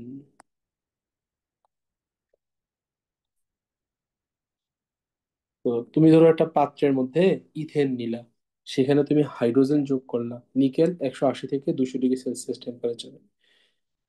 তখন প্রথমে তোমার ওই পাত্রের মধ্যে যে ইথাইন গুলো আছে তারা হাইড্রোজেনের সাথে বিক্রিয়া করবে, যেহেতু নিকেল 180 থেকে 200 প্রভাবকটা আছে, তখন হাইড্রোজেনের সাথে বিক্রিয়া করে তারা ইথিন তৈরি করবে। এই যে পাত্রের মধ্যে সকল ইথাইন গুলা ইথিন হয়ে গেছে। এই যে ইথিন হইলো, ওই ইথিন পুনরায় আবার ওই পাত্রের মধ্যে যে হাইড্রোজেন আসছে তার সাথে বিক্রিয়া করে তৈরি করবে ইথেন। অর্থাৎ তুমি ইথাইনের মধ্যে হাইড্রোজেন, নিকেল 180 থেকে 200 ডিগ্রি সেলসিয়াস দিলে তুমি ফাইনাল প্রোডাক্টটা পাবা হইলো ইথেন। মাঝখানে ইথিন তৈরি হবে, কিন্তু সেটা আবার ইথেনে কনভার্ট হয়ে যাবে। এখন প্রশ্ন হলো যে ইথিনটা কিভাবে পাবা, ইথিন কিভাবে পাবা। অর্থাৎ তুমি চাও যে ইথিন তৈরি হওয়ার পরে যেন আর কোনো ইথিন তৈরি হওয়ার পরে যেন আর কোনো হাইড্রোজেন ইথিনের সাথে যুক্ত হয়ে ইথেন তৈরি করতে না পারে। তার জন্য তোমার প্রভাবকটা চেঞ্জ করতে হবে। অর্থাৎ তুমি যদি এই ইথাইনের মধ্যে হাইড্রোজেন যোগ করো কিন্তু নিকেলের উপস্থিতিতে না, তুমি যোগ করলা প্যালাডিয়াম প্লাস বেরিয়াম সালফেটের উপস্থিতিতে, তখন এখান থেকে তৈরি হবে ইথিন। অর্থাৎ একবার শুধু হাইড্রোজেন এসে যুক্ত হবে, পরবর্তীতে আর কোনো হাইড্রোজেন এসে যুক্ত হতে পারবে না। কারণ এই যে প্যালাডিয়াম প্লাস বেরিয়াম সালফেট, এই বেরিয়াম সালফেট হলো প্রভাবক বিশ। প্রভাবক বিষ হইল যেটা বিক্রিয়া হতে বাধা দেয়। এই হইলো অ্যালকাইন থেকে অ্যালকিন তৈরির বিক্রিয়া। ইউজ করতে হবে প্রভাবক বিষ, সেক্ষেত্রে প্যালাডিয়াম প্লাস বেরিয়াম সালফেটের কম্বিনেশন ইউজ করতে হয়। এবং এই বিক্রিয়াটা আবিষ্কার করছে বিজ্ঞানী রোজেন মুন। এই বিক্রিয়াটা আবিষ্কার করছে বিজ্ঞানী রোজেন মুন্ড। এই জন্য তার নাম অনুযায়ী বলা হয় রোজেন মুন্ড বিক্রিয়া, বা এর অপর নাম রোজেন মুন বিজারণ। বিজারণ কেন বললো? কারণ জৈব যৌগতে, জৈব যৌগে জারণ বলতে বোঝায় hydrogen out or oxygen in. জৈব যৌগেতে বিজারণ বলতে বোঝায় hydrogen in or oxygen out. এই জন্য যেহেতু হাইড্রোজেন ইন হইছে, এই জন্য এটা বলা হয়েছে যে এর একটা বিজারণ বিক্রিয়া। তাহলে তিনটা বিক্রিয়া পড়লাম। একটা ছিল ডিকার্বক্সিলেশন, দুই নম্বর ছিল উডস বিক্রিয়া, আর তিন নম্বর পড়লাম হাইড্রোজেনেশন। এবার আসলে 4 নম্বর প্রস্তুতি।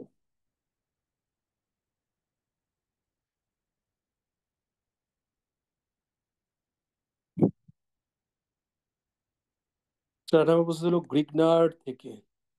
গ্রিগনার্ড, গ্রিগনার্ড বিকারক থেকে।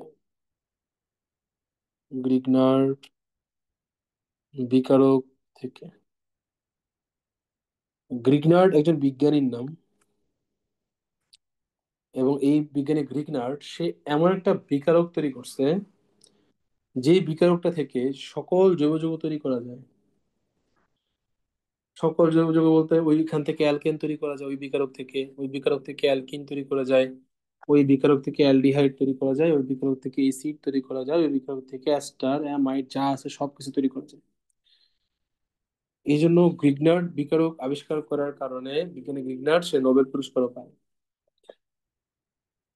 এই গ্রিগনার্ড বিকারক থেকে তোমার তোমার ইন্টারমিডিয়েট লেভেলে তোমরা গ্রিগনার্ড বিকারক থেকে শিখবা হলো গ্রিগনার্ড থেকে অ্যালকেন, গ্রিগনার্ড থেকে 1 ডিগ্রি 2 ডিগ্রি 3 ডিগ্রি অ্যালকোহল, দেন গ্রিগনার থেকে জৈব অ্যাসিড, গ্রিগনার থেকে বেনজিন, গ্রিগনার থেকে টলোইন। এই 5টা আছে।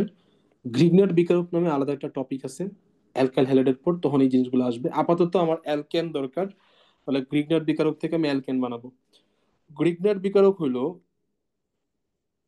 গ্রিগনার্ড বিকারক হলো অ্যালকাইল ম্যাগনেসিয়াম হ্যালাইড। গ্রিগনার্ড বিকারক হলো অ্যালকাইল ম্যাগনেসিয়াম হ্যালাইড। গ্রিগনার্ড বিকারক হলো alkyl magnesium halide. Alkyl magnesium হ্যালাইডকে বলা হয় গ্রিগনার্ড বিকারক। অ্যালকাইল তো আর, ম্যাগনেসিয়াম Mg, হ্যালাইড হলো এক্স। এর নাম হলো গ্রিগনার্ড বিকারক। গ্রিগনার্ড বিকারকের পজিটিভ কোনটা নেগেটিভ কোনটা এটা খুব ইম্পর্টেন্ট, এটা ছাড়া বিক্রিয়া লিখতে পারবে না, বিক্রিয়া দিতেও পারবে না। অ্যালকাইল ম্যাগনেসিয়াম হ্যালাইড এর পজিটিভ নেগেটিভ বের করবো কিভাবে? আর Mgx, ম্যাগনেসিয়াম হলো +2, ম্যাগনেসিয়াম যেহেতু +2, হ্যালোজেন হলো -1, তাহলে অ্যালকাইল হলো -1, পুরা নিট জারণ মান হয় হলো 0। তাহলে পজিটিভ নেগেটিভ যদি করতে চাই তাহলে এই যে ম্যাগনেসিয়াম +2 হ্যালোজেন -1, তাহলে এটা হবে Mgx, এটা হবে হলো পজিটিভ। আর এই যে অ্যালকাইলটা এটা হলো নেগেটিভ। তাহলে গ্রিগনার্ড বিকারক হলো এইভাবে ভাঙে। এবার বিক্রিয়া দিই। তো গ্রিগনার্ড বিকারক থেকে অ্যালকেন তুমি কিভাবে পাবা? এটা মনে রাখতে হবে যে গ্রিগনার্ড বিকারক সাথে তুমি যদি পানির বিক্রিয়া দাও, গ্রিগনার্ড বিকারক ভাঙে কিভাবে? ওই যে পড়ছো পাই বন্ধন দেখলেই ভেঙে দিব, এখানে তো পাই বন্ধন নাই, প্লাস মাইনাস খুঁজে বের করব। এটা মাইনাস, এটা প্লাস। পানির ক্ষেত্রে H plus O H minus, plus যাবে মাইনাসের কাছে, মাইনাস যাবে প্লাসের কাছে, প্লাস যাবে মাইনাসের কাছে, মাইনাস যাবে প্লাসের কাছে, প্লাস যাবে মাইনাসের কাছে, মাইনাস যাবে প্লাসের কাছে। তাহলে আর এইচ তৈরি হবে আর এইচ প্লাস MgOH। আর এইচ মানে হলো অ্যালকেন। তো এইভাবে ডিকনার্ড থেকে তৈরি করা যায় অ্যালকেন। আর এর স্তরে তুমি যদি এই ফিনাইল গ্রুপটা বসাও, ফিনাইল ম্যাগনেসিয়াম হ্যালাইড, তার সাথে বিক্রিয়া দিলাম পানি, পানি ভাঙে হইলো H plus O H minus, Grignard ভাঙে হইলো phenyl minus Mgx plus, minus যাবে প্লাসের সাথে, উৎপন্ন করবে benzene plus magnesium hydroxy halide. এই যৌগটার নাম হলো ম্যাগনেসিয়াম হাইড্রোক্সি হ্যালাইড। এই গেল হলো বেনজিন, মানে বেনজিনের প্রস্তুতিও হয়ে গেল অ্যালকেনের প্রস্তুতির মধ্যে। এইটা ছিল অ্যালকেনের 4 নম্বর প্রস্তুতি। এবার সে অ্যালকেনের 5 নম্বর প্রস্তুতি। অ্যালকেনের 5 নম্বর প্রস্তুতি হলো ক্লিমেনসন বিক্রিয়া। ক্লিমেনসন বিক্রিয়া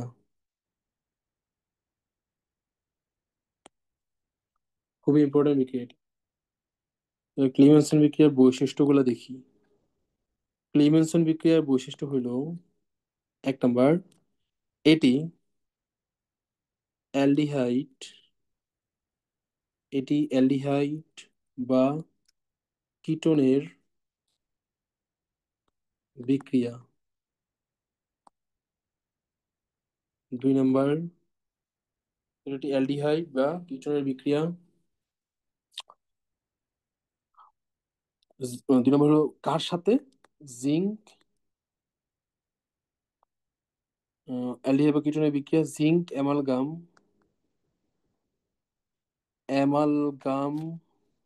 জিঙ্ক অ্যামালগাম ও গাঢ়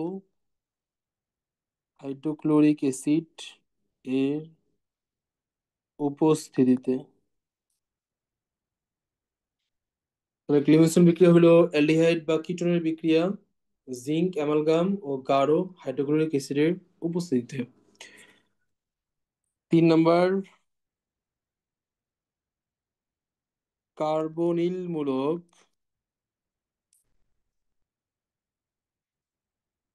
মিথিলিনে কনভার্ট হয়, মিথিলিন মূলকে রূপান্তরিত হয়।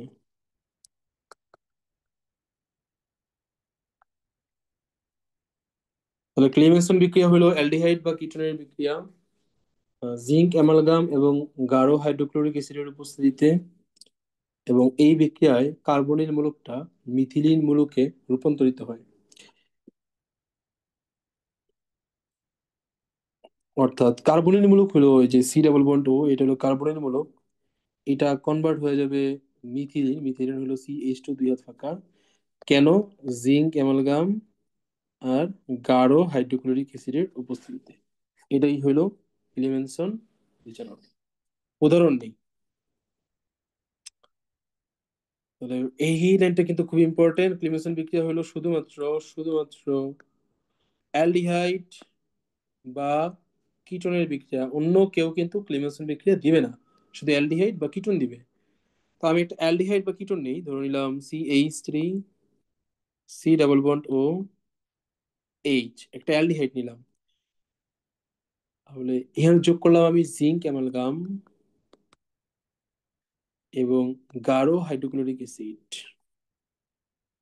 এই যে ক্লিমেশন বিক্রিয়া, এই ক্লিমেশন বিক্রিয়া হলো একটা বিজারণ বিক্রিয়া। এর নাম আবার বলা হয় ক্লিমেনসন বিক্রিয়া বা ক্লিমেনসন বিজারণ। জিঙ্ক অ্যামালগাম এবং গাঢ় হাইড্রোক্লোরিক অ্যাসিড, এটা হলো ক্লিমেনসন বিক্রিয়া, মানে এটা হলো অ্যালডিহাইড বা কিটোনকে বিজারণ ঘটায়। তো বিজারণ এই জিনিসটাকে আমরা প্রকাশ করি এরকম জায়মান হাইড্রোজেন দ্বারা, জায়মান হাইড্রোজেন দ্বারা প্রকাশ করি যে বিজারণ হচ্ছে, বিজারণ করা হচ্ছে। এবং এই জার্মান হাইড্রোজেনটা তৈরি করে হইলো জিঙ্ক অ্যামালগাম এবং গাঢ় হাইড্রোক্লোরিক অ্যাসিড, এই জার্মান হাইড্রোজেনটা বিজারণ ঘটায়। এবং এই অ্যালডিহাইডটা কনভার্ট হবে CH3, এই যে মিথিলিন মূলকটা, এই মিথিলিন এই যে কার্বনিল মূলকটা, এই কার্বনিল মূলকটা কনভার্ট হবে মিথিলিনে। তাহলে CH2 আর তার সাথে ছিল একটা হাইড্রোজেন, এটা হলো CH3 বন্ড CH3, এটা হলো ইথেন। আরেকটা উদাহরণ যদি নেই CH3, আচ্ছা তুমি চাইলে বিক্রিয়া পূর্ণ করতে পারো, এখানে এর সাথে তৈরি হয় হলো পানি H2O। তাহলে বিক্রিয়া ব্যালেন্স করতে চাইলে হাইড্রোজেন হইলো এখানে ছয়টা, দুইটা আটটা, আগে ছিল চারটা, তাহলে এক্সট্রা চারটা হাইড্রোজেন আসছে, তাহলে 4H। এখন যদি আমি ধরো কিটোন নেই, তাহলে CH3 বন্ড C+O, CH3, কিটোনের মধ্যে যোগ করলাম জিঙ্ক অ্যামালগাম এবং গাঢ় হাইড্রোক্লোরিক অ্যাসিড, তারা তৈরি করবে জাইমান হাইড্রোজেন, যেটা বিজারণ ঘটাবে। এবং এই যে কার্বনিল মূলক, এটা কনভার্ট হয়ে যাবে মিথিলিনে, CH3 CH2CH3, এই যে কার্বনিল মূলকটা মিথিলিনে কনভার্ট হয়ে গেল, প্লাস H2O। জিঙ্ক অ্যামালগামের সংকেত সরাসরি লিখে দিচ্ছি না, জিঙ্ক অ্যামালগাম সম্পর্কে যদি বলি, এই যে মার্কারি, এই মার্কারির সাথে যদি ধাতু যুক্ত হয় তাহলে এরা বলা হয় ধাতু অ্যামালগাম, ধাতু অ্যামালগাম। তো ধাতু হিসাবে যদি সোডিয়াম থাকে তাহলে বলা হয় সোডিয়াম অ্যামালগাম, যদি ম্যাগনেসিয়াম থাকে ম্যাগনেসিয়াম অ্যামালগাম, যদি জিঙ্ক থাকে তাহলে বলা হয় জিঙ্ক অ্যামালগাম। এই জন্য জিঙ্ক অ্যামালগামের সংকেত আসছে ZnHg, জিঙ্ক মার্কারি। ক্লেমেনসন বিক্রিয়া বুঝছো?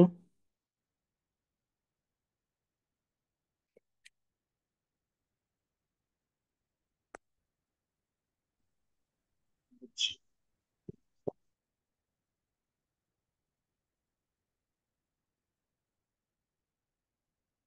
ক্লেমেনসন বুঝছো? বুঝছি। কথাই শোনা গেল। কথা শোনা যেতেছে না? শুনতেছি। ঠিক আছে।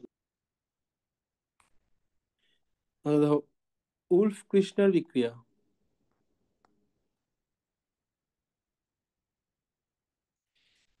উলফ কৃষ্ণার বিক্রিয়া হলো তোমার ওই ক্লিমেনসনের মতোই, উলফ কৃষ্ণার হুবহু ক্লিমেনসনের মতো, ক্লিমেনসন এর মতো।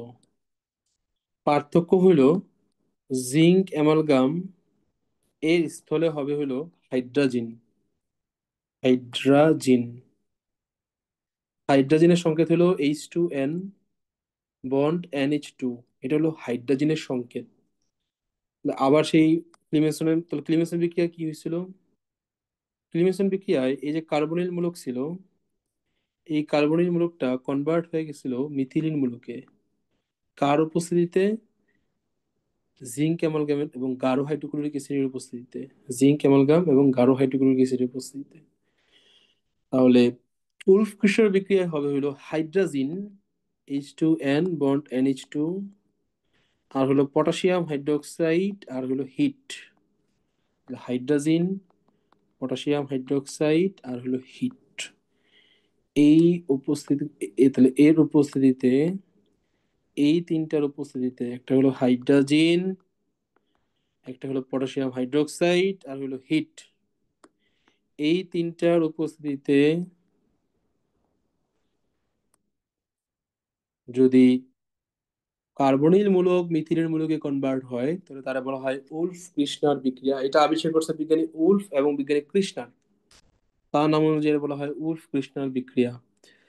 হুবহু ক্লিমেনসনের মতো, শুধু প্রভাবকের মধ্যে পার্থক্য। আরেকটা জিনিস, এগুলো ডিটেলস সামনে আবার আছে, এগুলো অ্যালডিহাইডের বিক্রিয়া, তো এগুলো আবার অ্যালডিহাইড টপিকের মধ্যে আবার রিপিট হবে। যেমন আগেরটা যে পার্থক্য হলো, এটা হলো বিজারণ ছিল, আর উলফ কৃষ্ণার এটা হলো ঘনীভবন। আগেরটা ছিল বিজারণ আর এটা হলো ঘনীভবন। আচ্ছা, তো বিক্রিয়াটা যদি লিখি, তাহলে ধরো একটা অ্যালডিহাইড নিলাম, CH3 bond C double bond O bond hydrogen. এর মধ্যে আমি যোগ করব হাইড্রাজিন প্লাস H2N বন্ড NH2, আর প্রভাবক হিসেবে থাকবে পটাশিয়াম হাইড্রোক্সাইড। হিট, উৎপন্ন হবে CH3CH2H, অর্থাৎ ইথেন তৈরি হবে। কার্বনিল মূলকটা কনভার্ট হইলো মিথিলিন গ্রুপে। পরটা আসো CH3, কিটো নেই আর কি, ডবল বন্ড ও CH3, তার সাথে যুক্ত করলাম হাইড্রোজেন। কার উপস্থিতিতে? পটাশিয়াম হাইড্রোক্সাইড এবং হিট, তৈরি হবে CH3CH2CH3, অর্থাৎ এই যে মিথিলিন কার্বনিল গ্রুপটা আছে, এটা কনভার্ট হয়ে যাবে মিথিলিনে। এই গেল উলফ কৃষ্ণা। ক্লিমেনসন শেষ, উলফ কৃষ্ণা শেষ। 6। এবার 7 নম্বর।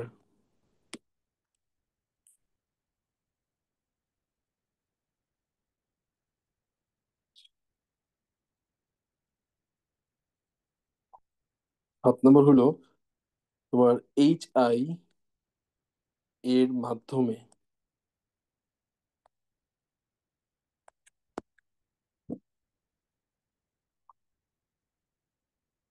HI এর মাধ্যমে অ্যালকেন তৈরি করা যায় তিনটা যৌগ থেকে।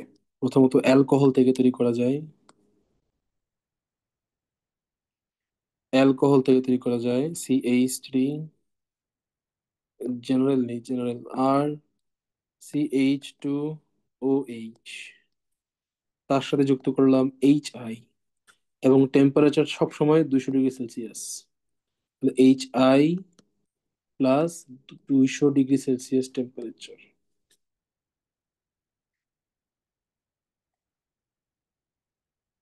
অ্যালকোহল নিলাম, ধরে নিলাম অ্যালডিহাইড, আর CHO, তার সাথে যুক্ত করলাম HI। অ্যালডিহাইড নেওয়ার পর এবার নেবো হলো তোমার অ্যাসিড, RCOOH, তার সাথে যুক্ত করলাম HI, টেম্পারেচার 200 ডিগ্রি সেলসিয়াস। মনে রাখবা, অ্যালকোহলের সাথে 2 অণু HI, অ্যালডিহাইডের সাথে 4 অণু HI, আর অ্যাসিড এর সাথে 6 অণু HI। সবসময় এখান থেকে তৈরি হবে আয়োডিন। মানে এই HI বিক্রিয়ার মধ্যে সবসময় তৈরি হবে দুটো জিনিস, একটা হলো আয়োডিন আর একটা হলো পানি। আয়োডিন এবং পানি তৈরি হয়। তাহলে এখানে দুইটা আই আছে, তাহলে আয়োডিন তৈরি হবে, এক অণু আয়োডিন তৈরি হবে। একটা অক্সিজেন আছে, তাহলে পানি তৈরি হবে, এক অণু পানি তৈরি হবে। তাহলে বাকি থাকে কি? আর সি এইচ টু। তাহলে দেখো, আয়োডিন আয়োডিন মার্ক করলে আয়োডিন চলে গেল। পানি তৈরি করার জন্য দুইটা হাইড্রোজেন চলে গেল, একটা অক্সিজেন চলে গেল। এই দেখো, তাহলে উৎপন্ন হলো কি? আর CH3। আর CH3। এবার হচ্ছে চার অণুর ক্ষেত্রে, এই যে চারটা আয়োডিন, চারটা আয়োডিন দেওয়া হয় হলো তোমার দুইটা I2। আর এই যে একটা অক্সিজেন, আর একটা অক্সিজেন, আর এইখান থেকে দুইটা হাইড্রোজেন, একটা অক্সিজেন, দুইটা হাইড্রোজেন মিলে তৈরি হইলো পানি। প্লাস থাকে হইলো আর, ওদিকে দুইটা হাইড্রোজেন আছে, এদিকে একটা হাইড্রোজেন আছে, আর CH3। পরেরটার ক্ষেত্রে ছয়টা HI, তাহলে আয়োডিন হবে হলো তোমার ছয়টা আয়োডিন দিয়া, আই দিয়া আয়োডিন হবে তিনটা I2। পানি, এখানে অক্সিজেন আছে হলো দুইটা, দুইটা অক্সিজেন দিয়া পানি হবে দুইটা, তাহলে +2H2O। দুইটা পানি করার জন্য আবার চারটা হাইড্রোজেন খরচ হয়েছে, সেটা এইখান থেকে চারটা হাইড্রোজেন খরচ হয়ে গেল। হাতে আছে দুইটা হাইড্রোজেন, সেই দুইটা হাইড্রোজেন যুক্ত হয়ে উৎপন্ন করবে CH3। প্রত্যেক ক্ষেত্রে অ্যালকেন পাওয়া যায়, অ্যালকোহল, অ্যালডিহাইড এবং জৈব অ্যাসিড। কিটোন থেকেও পাওয়া যায়, একই হইতো লিখলে। তাহলে অ্যালকোহল, অ্যালডিহাইড বা কিটোন এবং জৈব অ্যাসিড। এইচআই দিবা অ্যালকোহলের সাথে 2 অণু, অ্যালডিহাইড বা কিটোনের সাথে হবে 4 অণু, আর জৈব অ্যাসিডের সাথে হবে 6 অণু। সবসময় এই বিক্রিয়ায় তৈরি হয় পানি এবং আয়োডিন। এভাবে মনে রাখলে, মানে আমি এখানে পড়তাম আর কি, যখন পড়তাম আমি পড়তাম হলো যে এইচআই বিক্রিয়ায় সবসময় আয়োডিন তৈরি, I2 তৈরি হবে আর পানি তৈরি হবে। আর মনে রাখতাম যে অ্যালকোহলের সাথে দিব 2 অণু, অ্যালডিহাইড বা কিটোনের সাথে দিব 4 অণু, আর এসিডের সাথে দিব 6 অণু। দেন দেখছো যেভাবে মিলাইলাম, এভাবে মিলাই দিলে সহজেই এইচআই এর বিক্রিয়া পাওয়া যায়। বুঝছো এইচআই এর বিক্রিয়া? বুঝছি। আচ্ছা, অ্যালকেনের প্রস্তুতি শেষ। হ্যাঁ, আজকে কি আর কন্টিনিউ করবো না এই পর্যন্ত থাকবে?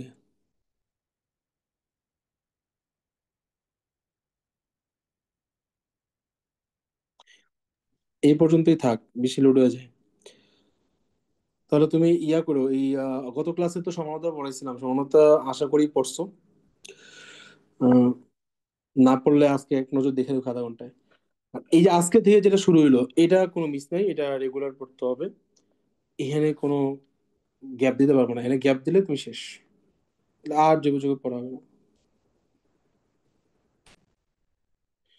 তো আজকে বেশি বিক্রিয়া পড়া না, 7টা বিক্রিয়া পড়া হয়েছে, এই 7টা বিক্রিয়া বাসায় পড়বা ও প্র্যাকটিস করবা। আমার ওই অ্যালকিন এবং অ্যালকেন যখন শেষ হবে তখন আমি প্র্যাকটিস করাবো কোশ্চেন। এবার ঝুলে রাখবো না, ঝুলে রাখলে পরে আর হয় না। অ্যালকিন এবং অ্যালকাইন স্টেপ স্টেপে থামবো। অ্যালকাইন যেদিন শেষ হবে, তারপরে ক্লাস হলো শুধু সলভ ক্লাস। টেস্ট পেপারে বিগত যত কোশ্চেন আসছে 5 বছরে, অ্যালকিন এবং অ্যালকাইন থেকে একটা সৃজনশীল আসে, পূর্ণাঙ্গ সৃজনশীল আসে, ওই কোশ্চেনগুলো সলভ করবো অ্যালকিন অ্যালকাইন টপিকের। সো দিনের পর দিনে পড়া কমপ্লিট করবা।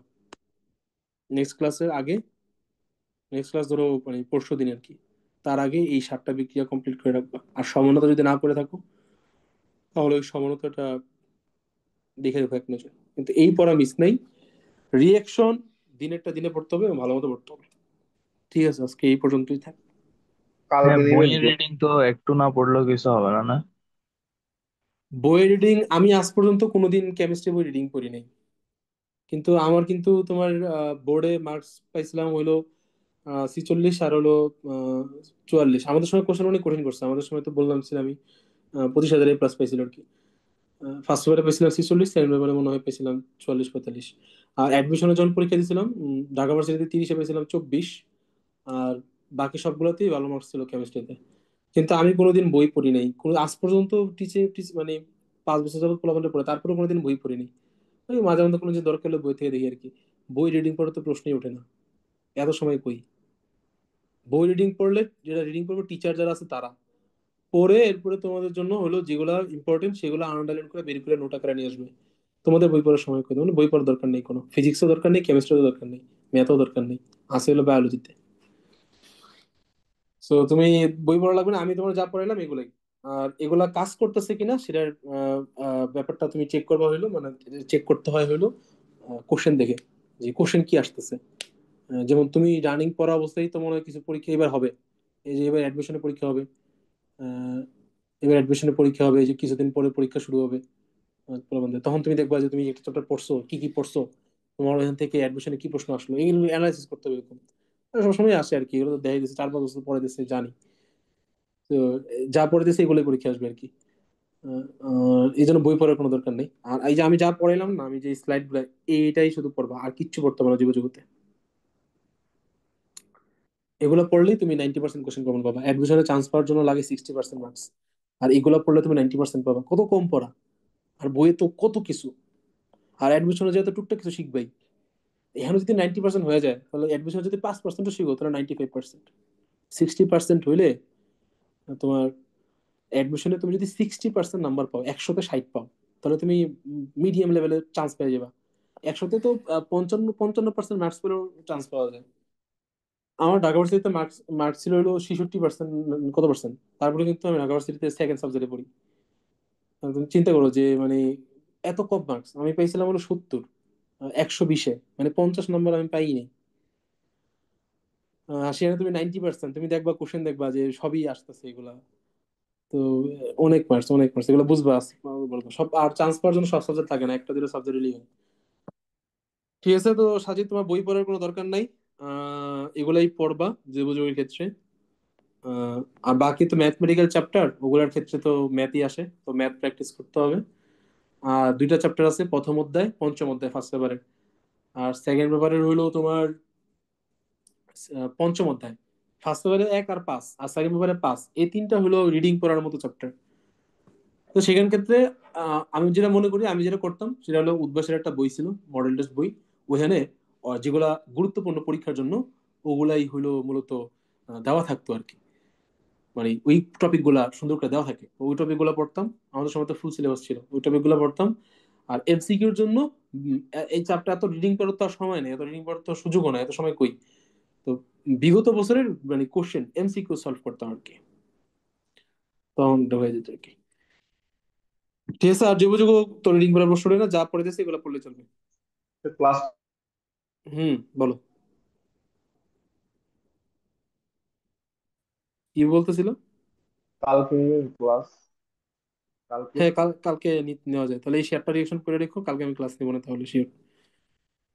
কালকে শিওর ক্লাস। আর তোমাদের আমি এই এই সিকিউ তো সলভ করাবো, এমসিকিউ সলভ করে দেবো যুগ যুগ, হ্যাঁ। তো তখন বুঝতে পারবা যে আসলে কেমন কোশ্চেন আছে। এই জন্য সাজিদ তুমি যেটা করবা, এই যে স্লাইড যেগুলো আছে এগুলো ভালো মতো করে রাখবা। তো যখন এমসিকিউ যখন সলভ করবো তখন দেখবা যে এমসিকিউ তে কেমন কোশ্চেন আসে বিগত পরীক্ষাগুলোতে। আর সিকিউ এমসিকিউ তে একটা বুঝতে পারবা যে কোশ্চেন কেমন আসে।